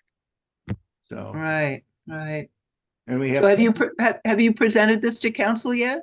No, I presented. No, I didn't want to do that unless you're going to tell me to go ahead and do it if I want to. I came to you first because and the reason is that we're under you. We're under CGM. So you're the first one to see this, with the exception of Carol Hainsey. Mm-hmm. Send it to her. Well, no, I didn't send her this. I sent the study to Carol Hainsey. I did not give her these two charts. What I'm hearing you say, I think, Larry, is that in 10 years, we'd be spending almost $1 million on the electricity anyway. Right. We would spend $1 million to get to net zero, and we would pay it back in that 10 years. No, I'm saying just to pay our electric bills. Oh, in those 10 years. It would be almost $1 million, yes. And right. And until we achieve net zero. So if we go back to this time here, we'll still be paying about, between $66,000 and $100,000 for this. So that's between here. So between 21 and 30 months, we'll still probably pay $250,000 in electric bills. All right. But when that's complete, that will go to $118 a month. Wow. Larry, I think you and the task force have done just an amazing job. You've been patient with timelines and delays. Of course, none of us anticipated the big change that befell us with Jenny leaving, and Right. Digital Futures was it would change the landscape for us as well. Right. I think that council that it's worth asking council if they want to hear this now. I think it's an interesting report. It's a very, very interesting report, and I think some of those comparisons, like the one that Lee just brought up, are worth putting out there. In terms of if you're looking at sort of timetables of if you're saying that within 12 years, we would be hitting our return on investment or whatever, I think it would be worthwhile sort of noting that, and if we do nothing, our electric bills and our natural gas bills are likely to be X over the next 12 years, Y over the next 12 years. I think those are valuable numbers. Also, we don't have to worry about. But I also just want to say, I don't think that we can expect any kind of decisions on this until, I hate to say this, but for 2.5 or 3 years, or until we have some clearer sense about whether it is viable for us to remain in the building, Right. regardless of if we change the,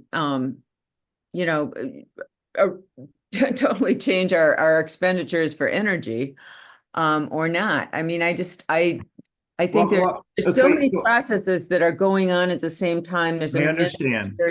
Yeah. And so I don't want you to be disappointed if council says, thank you, Larry, this is great, bye.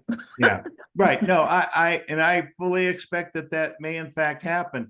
On the other hand, if we move into another building, we now have really good information to say, okay, if we want to remain a Creation Justice Ministry church, we ought to at least look at what it will cost us in this new church to go become net zero. I think you're absolutely right. And if it costs us $1 million, well, let's just stay here. You see what I'm saying? I think that you could make that argument. Mm-hmm. Okay. Yeah, I think that's a good point. I'm sure that council, well, frankly, everybody in the church knows it's common knowledge that, through our different groups, this has been funded and paid for. And so I know that the church in general is going to want to hear this report. So, I mean, I think it's wonderful that you brought it to us, but considering the fact that council and other groups and individuals have helped fund this, I don't even think it's really in our purview to say, as a Creation Justice group, to say, no, you can't share this. We're going to keep it to ourselves. Well, okay, I mean, so let me. But I wanted to just add one thing, Larry. I don't think anyone said that. Huh? Did anyone say not to share this report? No. Oh, No, okay. but I wasn't clear what you were saying, Steve, I guess. Well, I was just saying that I wanted to ask for the CGM's permission. Yeah, well, yeah, I think that goes without saying, but I mean, I think this is terrific. It's actually, it's a much better report than I was anticipating it was going to be. And the cost savings per year is huge. But also, if the work is done and if we don't wait, it's just, as you were saying, that some of these things have to be done anyway, the roof and the parking lot. But also, this is going to increase the value of the building. So there's another thing to consider, that if we did decide to sell this building in 3 years or 5 years or 6 years, having a net zero building and not a building where someone moves in and finds out that they have a non-cost efficient building with a bunch of single pane windows, but they have a brand new state-of-the-art system, is going to make this building sell for more money too. There's so many different reasons to go ahead with it, and very few reasons that I could see not to go ahead with it. But that's my take.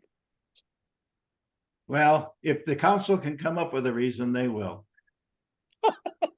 It's possible.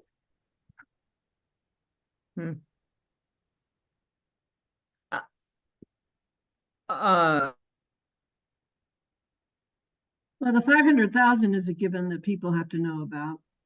Right, and I think, well, the council's well aware of that. Facilities has been telling them this for several years. Faithful Futures told them this since when they first. That was one reason why we were all going to die, because they said, look at all these infrastructure costs we have that we cannot get out. We can't get from underneath. The roof's not going to fix itself, and neither is the parking lot. So Yeah. So anyway, so I think the council's well aware of it. I don't know if the congregation is or not, but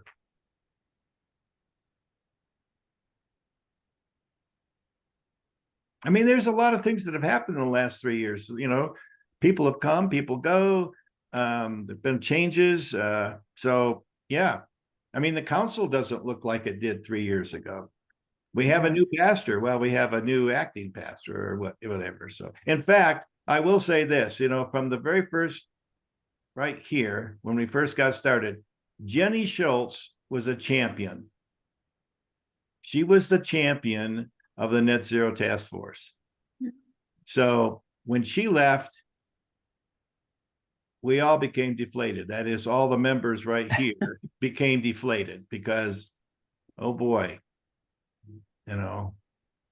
And so, but we pressed ahead. We kept going. So, Well, I'm very grateful to you, Larry, and all of the task force for your persistence. I mean, you've put a lot of time and energy into this. You've stuck with it. You have kept it elevated, and I think the results are fantastic. And I think council needs to at least be aware of these results as another piece in their considerations of what our future looks like. So, yeah, I don't know what the procedure is. What do you ask for a time at council? yeah, I to have to present go it? to And Deborah. I have to go to Deborah, and we need to get on there. I need to go to Deborah and get on the church council's agenda. That's what we did for this meeting here. Mhm. So when we had the results from Mead and Hunt in March of 22, and so we were ready probably, I think the first presentation I got ready after this out of the Mead and Hunt church was in April. So March in April. And so it was May and it was the end of June before we got on the church council agenda. And they said, thank you very much. We'll get back with you. And of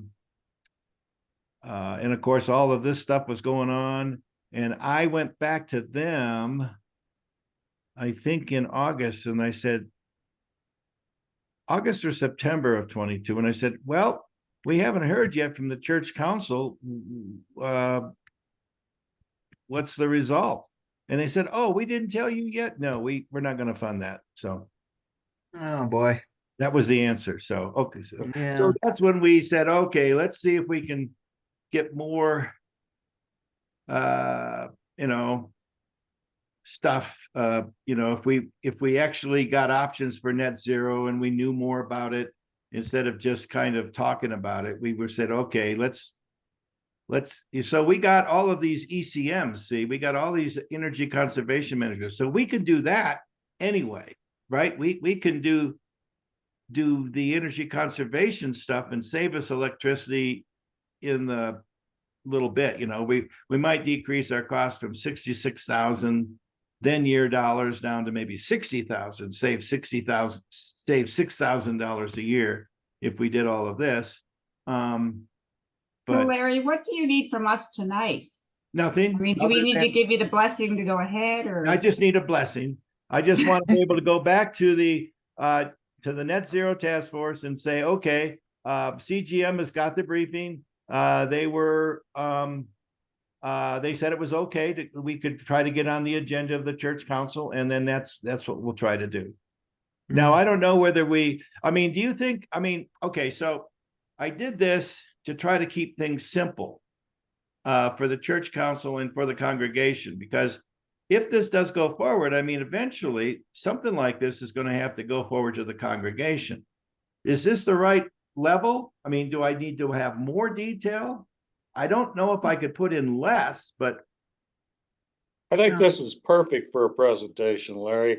Anything more gets too far in the weeds, and I thought this presentation was very clear. okay, well, I Yeah. agree. And I I think agree, Steve. this report and then your additional thoughts page, council yeah. doesn't need the history, but it was helpful for us. to Yeah. be Yeah, reminded the about it all. the additional thoughts is something I did after our meeting here. Yeah. But the Yeah. Net Zero Task Force hasn't seen this yet. You're the first ones to see this, so. Wow.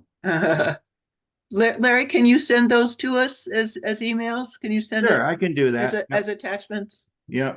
So I'd like just, to. just the 6 of you, Someday they'll or, be in Google Docs, right? Yeah, that's a yeah, good. we could put it in Right, Google Jan? Docs, yeah.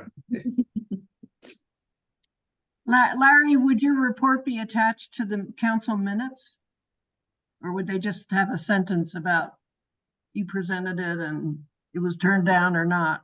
Oh, you mean to the, wait, say again, ask your question again, Lee. Well, the council has minutes of their meetings. Would they attach your report? Oh, yeah. I don't know whether they would attach my report to it or not. That's a good question, but they would have a sentence or two about what I did. Yeah.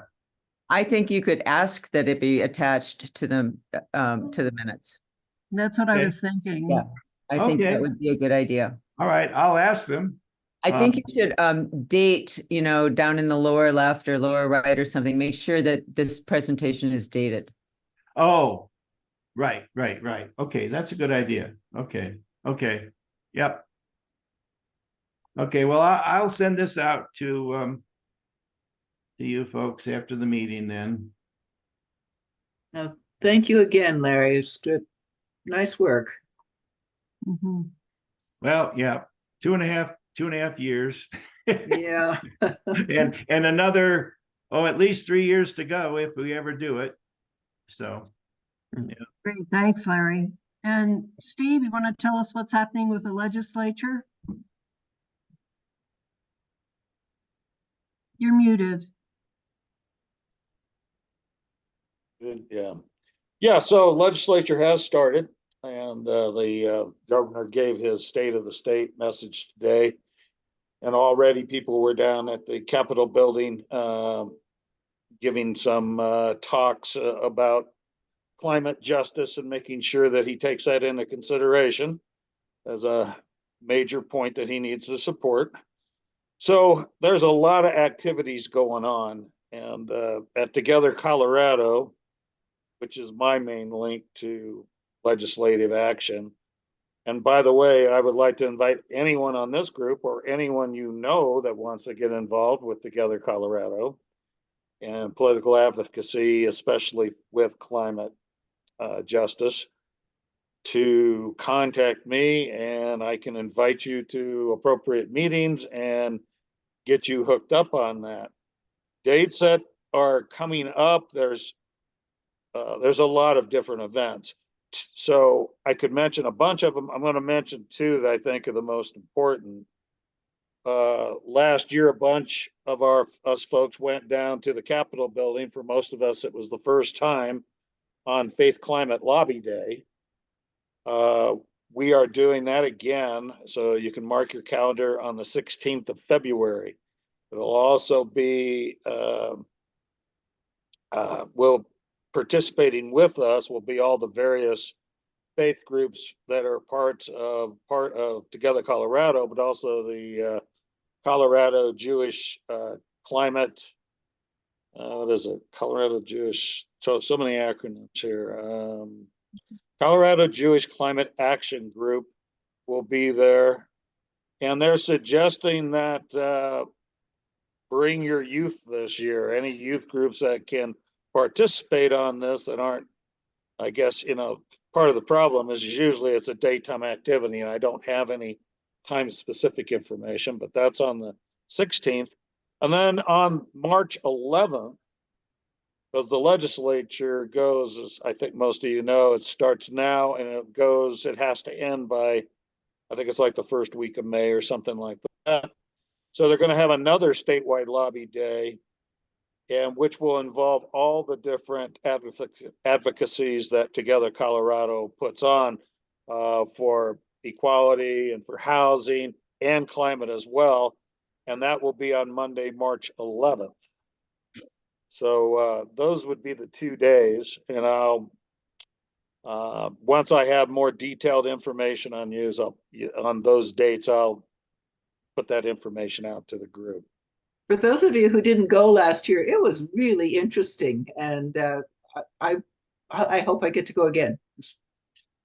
One of the things we talked about today at Together Colorado, we started off with an exercise about how to get more people involved. It was a little learning process that we went to, a little exercise about how to get people involved, whether they're friends or people from your own group. And it's something it struck me that might be something that we could do with our group here, because we have this long email list, but it's usually the same 7 or 8 folks that are doing the work, as it was said earlier. But I think there are people like the gal that Susan and Cindy mentioned. We've got some new members now in the church, and a lot of people who are getting involved with the churches. They're getting involved because they believe in a lot of these activities like climate justice and the environment.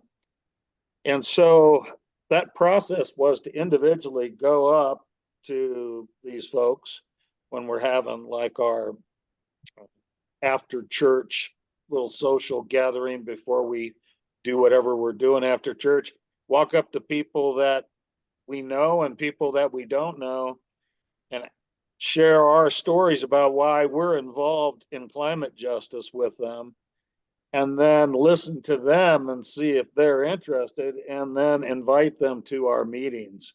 Say, we really would like to get your participation. Because I don't know if we've really actively done that. We talk about it, but maybe, I know I haven't done enough of it. So that was something we were talking about, getting people involved in Together Colorado and advocacy down at the legislature, but it struck me that we could do that in our group too. Because it's not like people get done with church and they start running around going, gosh, I wish I could do something for climate justice or something. But if you talk to them one-on-one and share your stories and share things like, Pam, like how excited you were, and I was too, to go down there and be down at the state capitol, that might get them to want to participate in this group. Just a thought. I had one other thing that doesn't involve the legislature, but I was wondering if I could lead into it, Lee, because we're going to talk about the share the plate and the and activities coming up. Is that all right if I? Sure. Yeah. So I don't think anyone from this group attended it, but we had that movie over at First Universalist. It was called Fracking the System. It was an independent documentary film supported by 350 Colorado and also an organization called a Safe and Healthy Colorado. They're the organization that tried to do that bill a few years back, and it got defeated because the oil industry outspent them about 200 to 1. And the documentary film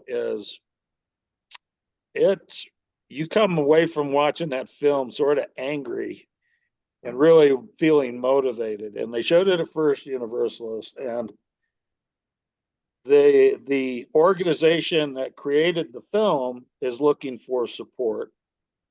And also Safe and Healthy Colorado is trying to put a new ballot measure out. They're doing the same thing they did the last time, where they've got to get enough signatures, and then they will put it on as a separate ballot measure to stop fracking, no new permits after 2030. And so I wanted to know if this group would be interested in hosting a presentation of that movie and inviting 350 Colorado and Safe and Healthy Colorado to attend that, because that's sort of the way First Universalist put it on. I thought it could be something that we could do, because it's been a couple months. Legislature's going now, so I think it could get a lot of interest. And they could potentially, either the film group that's supporting these documentaries as a nonprofit, and also Safe and Healthy Colorado as a nonprofit, and that could be a potential share the plate too. So I just wanted to throw that out there as something that we could sponsor as a group. Steve, what would be your picture for that? A Friday night kind of thing, a Sunday afternoon kind of thing? We've had, honestly, have had mixed response and attendance over the years to films that we've done, that we've shown. Even back when we had a youth group of 15 or 20 kids and their parents, and we did a Sunday night film, probably 10 years ago now. I mean, it was pretty well attended, but the next time we tried it, it was, I don't know, there were 13 people.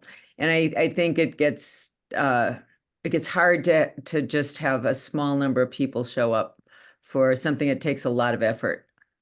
How Yeah, long so is how it long would is be the film? something like First Universalist did. 350 Colorado advertised it to everyone who hadn't seen it to come there. Together Colorado advertised it to everyone to come and see it. So, and then we actually have the ability now through our marketing group to actually reach out with mailers and things like that in the area as well. So we have I guess we've got a way to advertise things a little bit better than before. My question, because I don't know, but I figured Larry knows, is where would we show this? Is the only screen in Plymouth Hall? Does the sanctuary? Because I don't think using the little screens in the sanctuary for showing the film is the main thing. I don't know if that would really be a good place to put it on. So I didn't know what your thoughts were, Larry. I can't hear you. We would do it in Plymouth Hall, just like the racial equity team shows their films. It's a big pull down screen, right, Larry? There is a big pull down screen, except the projector doesn't work as well actually as the biggest TV screen that they have, because you can sit up pretty close to the TV, the big, I don't know, 60-inch TV or whatever they have, or you have to kind of sit back a bit to see the big pull down projector thing. The projector is just not strong enough, I don't think. But the TV is high definition, it's pretty sharp, and the tricky part is getting the volume just right, but James is pretty good at that. But so I think that probably Plymouth Hall is the best place. And it's easiest for the custodians to set up too in a theater-like arrangement. Steve, how long is the film? Oh boy, that's a good question. I don't know, it was at least an hour and a half. It was like a full-length film. It was, and the director, and what I would hope to have in our case, the director of the film and several of the people that were in the film came to the showing at First Universalist. And if we did it, I'd want them to come again. Because he did a question and answer afterwards about the making of the film. Because it's the whole true story of the last time they tried to do this and how the oil companies, because it's all about the fact that they were putting these oil wells in, and they're actually still up there in Weld County, and a lot of them right next to schools. And in one case, there was a private school, mostly white students. They went and complained. The oil company moved it to right behind a public school that was mostly, as I recall, I think it was Latino kids. And it's enough to make you really angry, and to see how, when it got down to it, and this has happened in our legislature, and why I think it's important, going back to the legislature piece, to participate, is that there are Democrats and people who would normally, you would think, would be there to sponsor this kind of thing. And it's amazing how they don't show up because of the pressure that the oil companies put on. Steve, do you remember the name of the film? Yeah, Fracking the System. Fracking. You can, they've got a website. I guess I was thinking about travel club programs are about an hour, and the adult forum is about an hour, but you're asking for more time than that. Oh, it would be longer than that. It's watching a movie. So. And what they did over there Looking at it was at IMDb, they but I had don't see the tables. length of it. Yeah, it would be similar to like that light event in December, for those of you who went to that. There would be groups who would have tables there. I would suggest that we would have some snacks or something there and some bottled water or whatever. And then, No bottled water. oh yeah, no bottled water. That's right. Well, whatever. Glasses of water. That's a good one, see? That's why I need to attend these meetings. Bring your own bottle and we'll provide the water. Yes, there you go. Yeah, water stations we need to have in the church too. There's another expenditure for creation justice. Get those water filling stations put in with filtered water. Another issue for another time. Anyway, think about this film idea. Yeah, I'm And, looking at the film on IMDb and it doesn't give a length. It says it's going to be released on February 29th of this year. Yeah, he's doing the premiere is up at the I'm trying to think of the name of the event. It's an event up in Boulder. It's an environmental films festival. Oh, up there. yeah, I've had But he film. was already putting on shows as he was tweaking the film and continuing to edit it. That's what we saw was the film after it had about 3 edits, but it was going to be about maybe a couple more edits to it. So what's the end game here that you would want people to write their Congress people in the state of Colorado by the end of May to get them to act on something now? Or is this, I mean, because if so, then this needs to be done right away. I mean, needs to be tried to figure out and schedule and present February, March, because, you know, May's around the corner in legislative times. Well, the difference in this is that what they're doing is bringing to light the safeandhealthycolorado.org.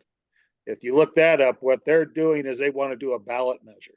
So a ballot measure is on a whole different time scale, and that doesn't go to the legislatures. That's why they're skipped, because they failed. After they failed the ballot measure the first time, they went to the legislature and thought this was going to be a slam dunk.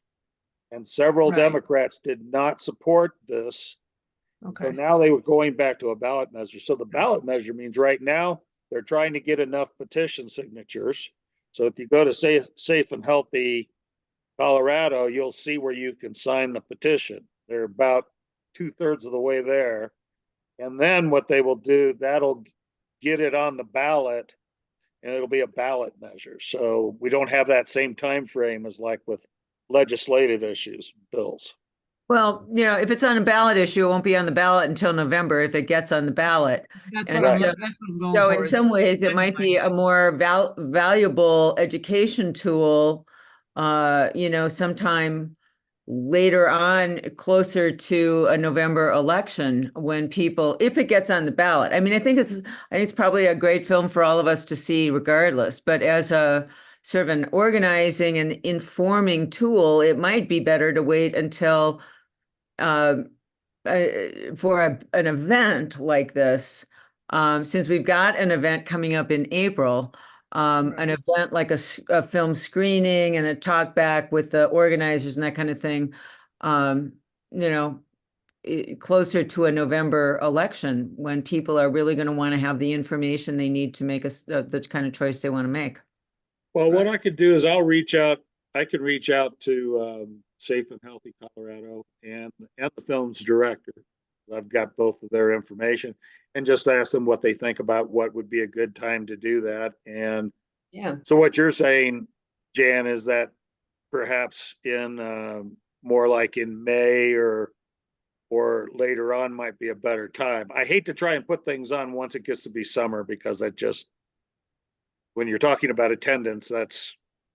No, that's true. Yeah. But September, it could be like a back to school event. I always call it back to school when you come back to church after the summer. Safe and Healthy Colorado. Anyway, a good cause, something to think about. Yeah, definitely. Good. I think it would be nice if we could make it an event, That's as what I was- you suggested, Steve, with snacks or food or something.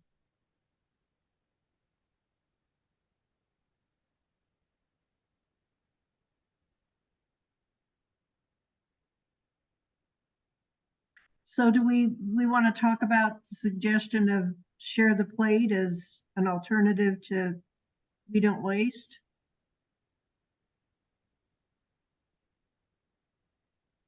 I would just like to share that I received a phone call from the new director of Groundwork Denver, which is an organization that we did share the plate for, I think maybe it was before COVID, so maybe 4 years ago. And I would like to reconsider maybe nominating them again. I know we thought that just going ahead with We Don't Waste was a great success last year. We raised over $2,000 for them, which is more than other Share the Plates raised. Sometimes in April, we have had 2 causes. We've split the month and done 2 weeks of each. I'm not sure that's the way I would recommend going. I think each one gets a smaller amount and it's more complicated getting all their information together, and people coming to church may not get the point. I think we should stick with one. So if I could just briefly review the mission of Groundwork Denver and what they're all about. They partner with youth and community to build a healthy, equitable, and sustainable environment. And some of their goals include to build bridges between residents, businesses, and government to accomplish positive environmental change. They ensure equal access to a clean and healthy environment for everyone, regardless of where they live, their economic status, or their race or ethnicity. And they use youth to promote these concepts. So they have youth training to do things like tree planting. They also train them to do home energy audits and repairs. Several years ago, I did go on one of their tree planting activities, and it was all the youth that told us how to plant the tree and where to put it and so forth. So I don't know, I just really liked the concept of including the youth and the environmental sustainability, community-based. It's all local here in Denver. If we want to stick with We Don't Waste for our April nomination, I think I might take this to outreach and ask them if we could have a different month for Groundwork Denver, or we could put them on hold for next year. I just wanted to suggest it as a possibility. I really like the name of it, Groundworks. Yeah. Yeah, it's a I'm national. game. Yeah, I'm game for having it as the April Share the Plate instead of We Don't Waste, because it seems like We Don't Waste is pretty well established and appears to be doing rather well with or without us. That's a good point. They even they advertise on Colorado Public Radio, Right. or they underwrite on Colorado Public Radio. I think We Don't Waste is a great organization, and I think it was a nice compliment to food waste and vegan dinner, and it was a nice flow. But yeah, I think Groundwork Denver, my niece worked for Groundwork Denver in Milwaukee for 5 years. And oh, did she? Okay. yeah. Well, the other thing about Groundwork Denver is that might give us some opportunities to do some partnering activities with them in April. We're always looking for an activity, and she's going to be calling me back this week just to ask how we might want to, any further partnerships we might want to explore. So I could bring those back as possibilities. But sounds like they have a new dynamic director. For her to reach out and call me. They were one of the groups that we were considering having Steve Wilson interview for our marketing redesign on the website. And they were in such transition at the time that they couldn't provide someone, but I think they've got some new energy, and I don't know, I would like to learn more about them. Well, I like things that involve youth. I think that's, that if we as a church, as a congregation can support programs that uplift and educate and engage and connect young people, I think that's great. Eric might be interested too. Well, unless you think I need to reach out and get more input from other people on the ministry, that I I'm think good with people who this. want to have a say in things come to meetings. So- okay. Well, I'll be happy to roll with that and get that set up and do the publicity for it, if that's okay. Yeah, I think Thanks, it might Pam. be valuable to ask them if if they ever do any programs with other youth, sort of a youth on youth kind of thing. I know, it's Sunday afternoons are probably a hard time for an organization like that to pull its kids together. But if that was a possibility on their end, I think it would be worth checking with Eric and Alex and whoever, Sophia. I think they kind of jointly try to organize the youth these days. Will do. Okay, good idea.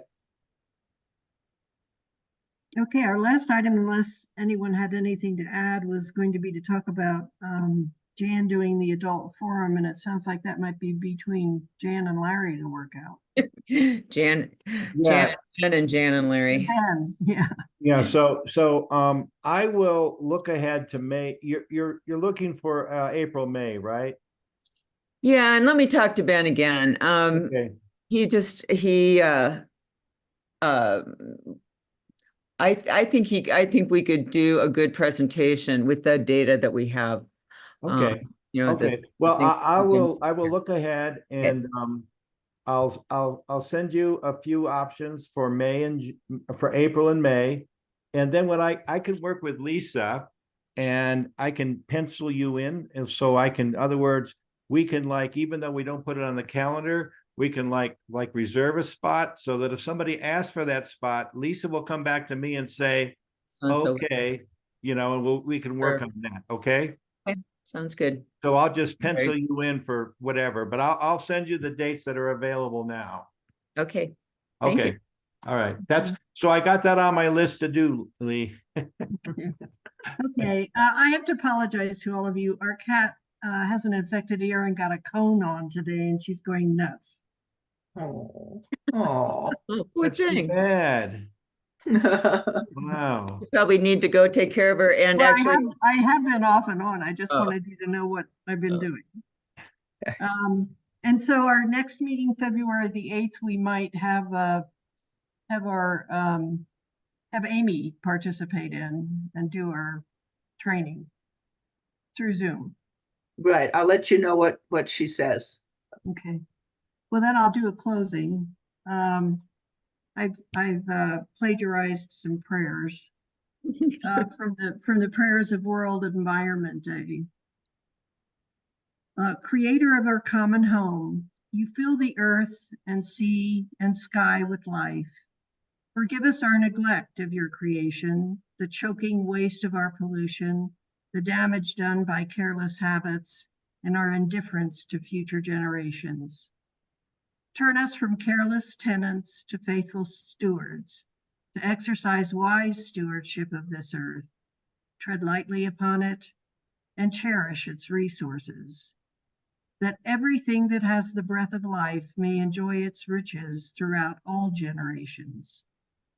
Help us to amend our lives, to lift our voice for lasting change, and to live well and gently on the earth, to the glory of you, Creator, who made this fragile world.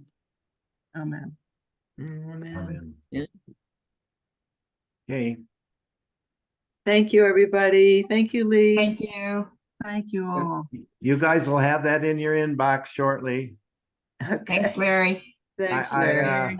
remember, Thanks I thanks put for this your in, report. I'll put this in the email, but remember, it's a draft.